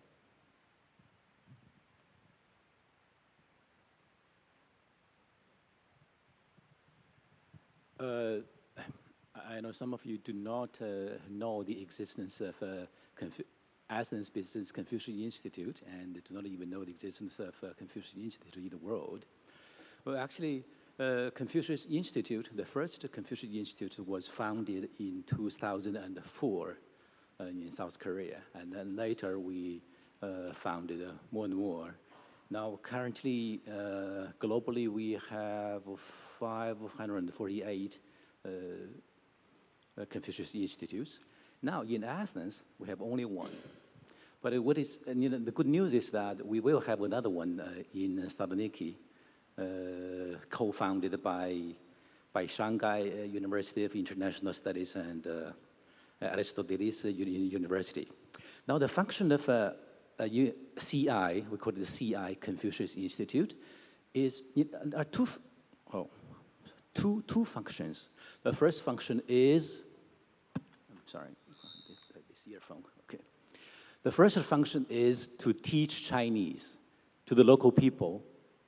And the second function is to transmit some Chinese culture, to give opportunity to the local people to know about Chinese culture. These two functions, co-work, and they have been working smoothly all over the world. Now, currently, in our Athens Business Confucius Institute, averagely, every year, we enroll 130 students of different ages. Actually, the eldest is 78 years old, and we have a children's class, 6 years old, 7 years old. We are located at Evilbidun, Ecosia, near the Athens court. Now we can enroll students only from Athens. Students who are interested in learning Chinese, say, in Kridis, in Thessaloniki, in Volos, in other places, they don't have any chance to learn Chinese. So this is something bad. Now, in terms of the development of BCI here, we have a kind of a class which is going to be held, which is called the MOOC. That is, we teach online. We establish an online system of teaching. This is supported by Confucius institute headquarters in Beijing. And now in Greece, it is, I can say it is underway, but actually in some countries, it has already been founded. The system has been founded. Do I have more time? Okay. No more. Έχουμε ήδη ξεπεράσει το χρόνο μας και πρέπει να συνεχιστούν και τα καλλιτεχνικά δρόμενα, γιατί εδώ πέρα έχει γίνει πολλή δουλειά, όχι μόνο για τη συζήτηση και αυτή τη συνάντηση, αλλά και για όλους τους καλλιτέχνες που είναι εδώ μαζί μας και μας έδωσαν μια πρώτη γεύση στην αρχή. Πολύ σύντομη ερώτηση προς εσάς, κυρία Πρέσβη. Στις περισσότερες, σε αρκετά μεγάλες τουλάχιστον Μητροπόλεις ανά τον κόσμο, η Chinatown έχει μια πολύ δυναμική παρουσία. Στην Ελλάδα, τι βλέπετε, θα αναπτυχθεί κάτι αντίστοιχο, αναπτύσσεται κάτι αντίστοιχο, υπάρχει εικόνα πόσοι είναι οι Κινέζοι που μόνιμα ζουν στη χώρα μας?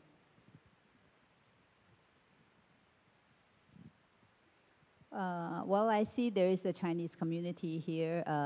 I believe that it is growing, and I think there are roughly over 10,000, a little more than 10,000. Well, I think they have assimilated very well in this country. Most of them already speak Greek language, even though that is a very difficult language. And all of their children go to the local school, and they speak perfect Greek language. And I think they are actually really contributing to the Greek society and having a lot of friends, local friends, and they're very much part of the local society. And just to give you an example, that last year when there was this serious fire, they actually, was one of the first groups that responded to help, and they donated money to give to the disaster-stricken areas. And so they are, I believe that I visited some of them, and there is almost like a little Chinatown here in the center, city center. I think they are doing very well, they're assimilating there very well, and they are also learning and adapting to the Greek way, which I think is also very good. Σας ευχαριστούμε πάρα πολύ. Κύριε Πρέσβη, κύριε Ροκανά, τι ώρα έχει πάει εκεί? Τι ώρα έχει πάει εδώ, βέβαια, θα ήταν το σωστό ερώτημα για να κάνω την πρόσθεση. Ναι. Ωραία. Συγχωρέστε μας γι' αυτό, αλλά η συζήτηση είχε ενδιαφέρον. Ασφαλώς. Ένα τελευταίο δικό σας σχόλιο για να κλείσουμε με εσάς, σύντομο. Ευχαριστώ πολύ για την ευκαιρία και πάλι και συγχαρητήρια στο Ίδρυμα Νιάρχος. Εγώ θα πω δύο πράγματα σχετικά με τη γενικότερη πορεία της Κίνας, από τα οποία μπορούμε να μάθουμε πολλά. Θεωρώ ότι η Κίνα είναι στην ιστορία ένα μοναδικό παράδειγμα χώρας, ειδικά μετά το 1949, η οποία παρουσίασε τέτοια ηλικιώδη, εκρηκτική ανάπτυξη σε όλους τους τομείς και η οποία βασίστηκε κατά κύριο λόγο κομφουκιανικά, βέβαια απολύτως, στην εκπαίδευση. Νομίζω ότι τώρα βρισκόμαστε σε μια νέα εποχή, την ονόμασα τέταρτη βιομηχανική επανάσταση, άλλοι τη λένε ψηφιακή εποχή, η ψηφιακή επανάσταση. Είμαστε σε μια νέα εποχή, σε αχαρτογράφητα νερά. Η Κίνα παίζει ένα πρωταγωνιστικό ρόλο, είναι μια δύναμη του μέλλοντος. Είναι μια δύναμη ανοιχτή προς το μέλλον. Νομίζω δύο πολιτισμοί, όπως ο δικός μας και όπως ο κινέζικος, οι οποίοι διαλέγονται στην ιστορία, είναι απολύτως αναγκαίο πια να ξανασυνδέσουμε αυτό το νήμα. Είμαστε δύο πολιτισμοί, ας πούμε, δίδυμοι θα έλεγα, ο ένας στην Ανατολή και όλα στη Δύση. Και νομίζω ότι με πρωταγωνιστές τους νέους πρέπει να αρχίσουμε να ξαναπιάσουμε το νήμα της ιστορίας και να ξαναρχίσουμε ένα διάλογο μεταξύ μας, ο οποίος να βοηθήσει γενικότερα, νομίζω ότι θα βοηθήσει γενικότερα και εμάς, αλλά και τον πλανήτη. Νομίζω ότι η Κίνα είναι ίσως ένα από τα σπουδαιότερα πειράματα, ίσως μαζί με την Ευρωπαϊκή Ένωση, ένα από τα σπουδαιότερα πειράματα που έχουν γίνει στην ιστορία. Εξελίσσεται. Πώς θα μάθουμε από αυτό, πώς θα αποφεληθούμε, πώς οι νέοι μας θα αποφεληθούν από αυτό. Εγώ ενθαρρύνω όλους τους νέους να έρχονται εδώ και να μαθαίνουν περισσότερα για αυτή τη χώρα, η οποία είναι μια χώρα των θαυμάτων, μια χώρα τρομερά πολυειδής και πολυσχηδής, τεράστια ήπειρος, όχι χώρα, μια χώρα η οποία νομίζω κρύβει πολλά μυστικά για το μέλλον. Το να τη μάθουμε καλύτερα είναι μεγάλη επιταγή, νομίζω, και θα έχουμε να κερδίσουμε πολλά. Εγώ με αυτό θα ήθελα να καταλήξω, πάλι με ένα πολύ κομφουκιανικό αλλά και πολύ ελληνικό συμπέρασμα, ότι οφείλουμε να μάθουμε καλύτερα ο ένας τον άλλον και οφείλουμε επομένως για να μπορέσουμε να αντιμετωπίσουμε καλύτερα το μέλλον. Ευχαριστώ πάρα πολύ και συγχαίρω το Ίδρυμα Νιάρχος για ακόμα μια φορά. Εμείς ευχαριστούμε πάρα πολύ. Ευχαριστούμε όλους, ευχαριστούμε όλες όσοι συμμετείχατε σε αυτή τη συζήτηση από την Ελλάδα, από την Κίνα, από εδώ την Αθήνα, από εκεί το Πεκίνο. Ευχαριστούμε πάρα πολύ από τον Καναδά. Σας αποχαιρετούμε όλους. Εδώ, αλλά και εκεί, για όσους μας παρακολουθείτε, εννοώ διαδικτυακά, μέσω του live streaming, συνεχίζεται η σημερινή μας συνάντηση με πλούσια καλλιτεχνικά, ξαναλέω, δρόμενα, βασισμένα στην παράδοση της Κίνας και συνδυάζοντας έτσι ένα πολύ ενδιαφέρον μείγμα διάφορων τεχνών και τεχνικών, όπως θα δείτε και αμέσως τώρα. Θα έχετε τη δυνατότητα, όσοι ενδιαφέρεστε, να έχετε συμμετοχή και σε λίγο. Θα δείτε σε τι. Να πω μόνο καλή χρονιά να έχουμε. Μιλάμε εδώ πέρα για πρωτοχρονιά. Είπαμε, ο πρώτος μήνας για εμάς δεν έχει ακόμα ολοκληρωθεί, άρα είμαστε και εμείς ακόμα στις ευχές. Ευχή μου να τις κάνουμε πράξεις για όλους μας. Ραντεβού επόμενο, 15 Φεβρουαρίου. Θα ανοίξουμε το θέμα της δημοσιογραφίας, όχι τόσο ευχάριστο, ομολογουμένως, με πολύ μεγάλο ενδιαφέρον ωστόσο, το είχαμε ανοίξει και πέρυσι, ένα χρόνο πριν και ένα χρόνο μετά λοιπόν, συζητώντας και παραδεχόμενοι προφανώς πια, νομίζω και οι τελευταίοι, ότι υπάρχει σοβαρό πρόβλημα, ότι υπάρχει κρίση, δεν είναι μόνο στη χώρα μας, είναι διεθνής, δεν είναι μόνο της Δύσης, αλλά είναι παγκόσμια. Να δούμε πια, πέρα από τα προβλήματα και πέρα από αυτό τον κύκλο αναγνώρισης και αναζήτησης των προβλημάτων, που μας βρίσκει πια η επόμενη μέρα. Η επόμενη μέρα έχει ήδη ξημερώσει. Να δούμε λοιπόν πού επανατοποθετούμαστε. Έχουμε και ωραία πράγματα ενδιαφέροντα να ανακοινώσουμε, αλλά και να ακούσουμε.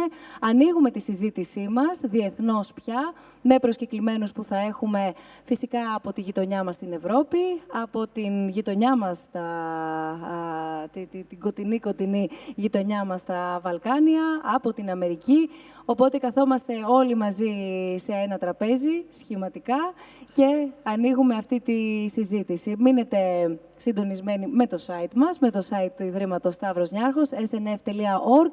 Σε πολύ λίγες ημέρες, μέσα στην εβδομάδα, θα ανακοινωθούν τόσο το σημείο, όσο και η ώρα ή οι ώρες. Μπορεί να είναι και πολλές αυτή τη φορά οι ώρες. Είπαμε, είναι πάρα πολύ μεγάλο αυτό το θέμα. Το Μάρτιο συζητάμε και ακούμε κυρίως ιστορίες αλλά και μελωδίες που γεννιούνται από το ρεμπέτικο, πάρα πολύ ευχάριστες σήμερα, αλλά ένα είδος μουσικής που άργησε να απενοχοποιηθεί. Οπότε θα δούμε κοινωνιολογικά, θα δούμε ιστορικά, θα δούμε πολιτισμικά όλα τα κύματα που πέρασε, τι ακριβώς έφερε και μετέφερε και βεβαίως πώς επηρέασε διεθνώς το χώρο της μουσικής. Σας ευχαριστούμε πολύ. Καλή συνέχεια.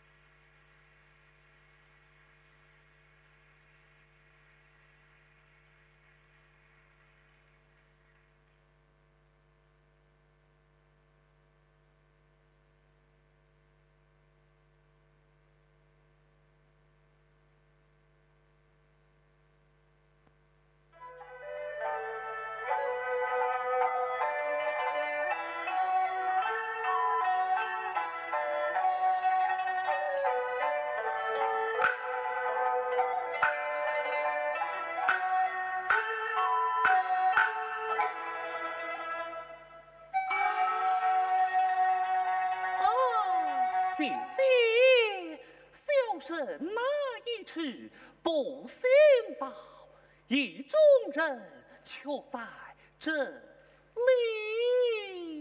今夕何夕见此两人？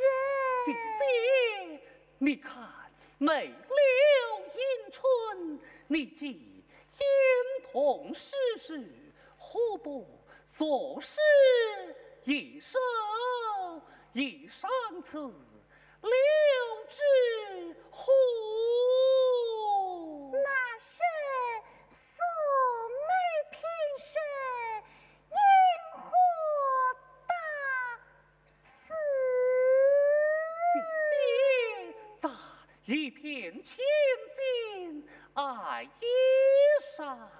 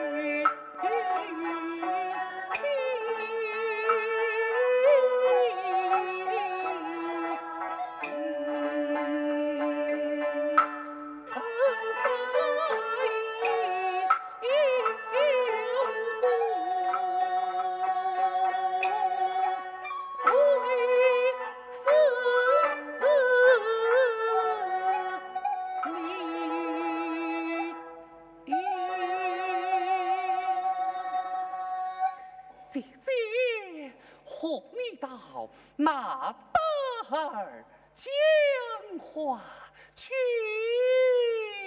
哪里去？我。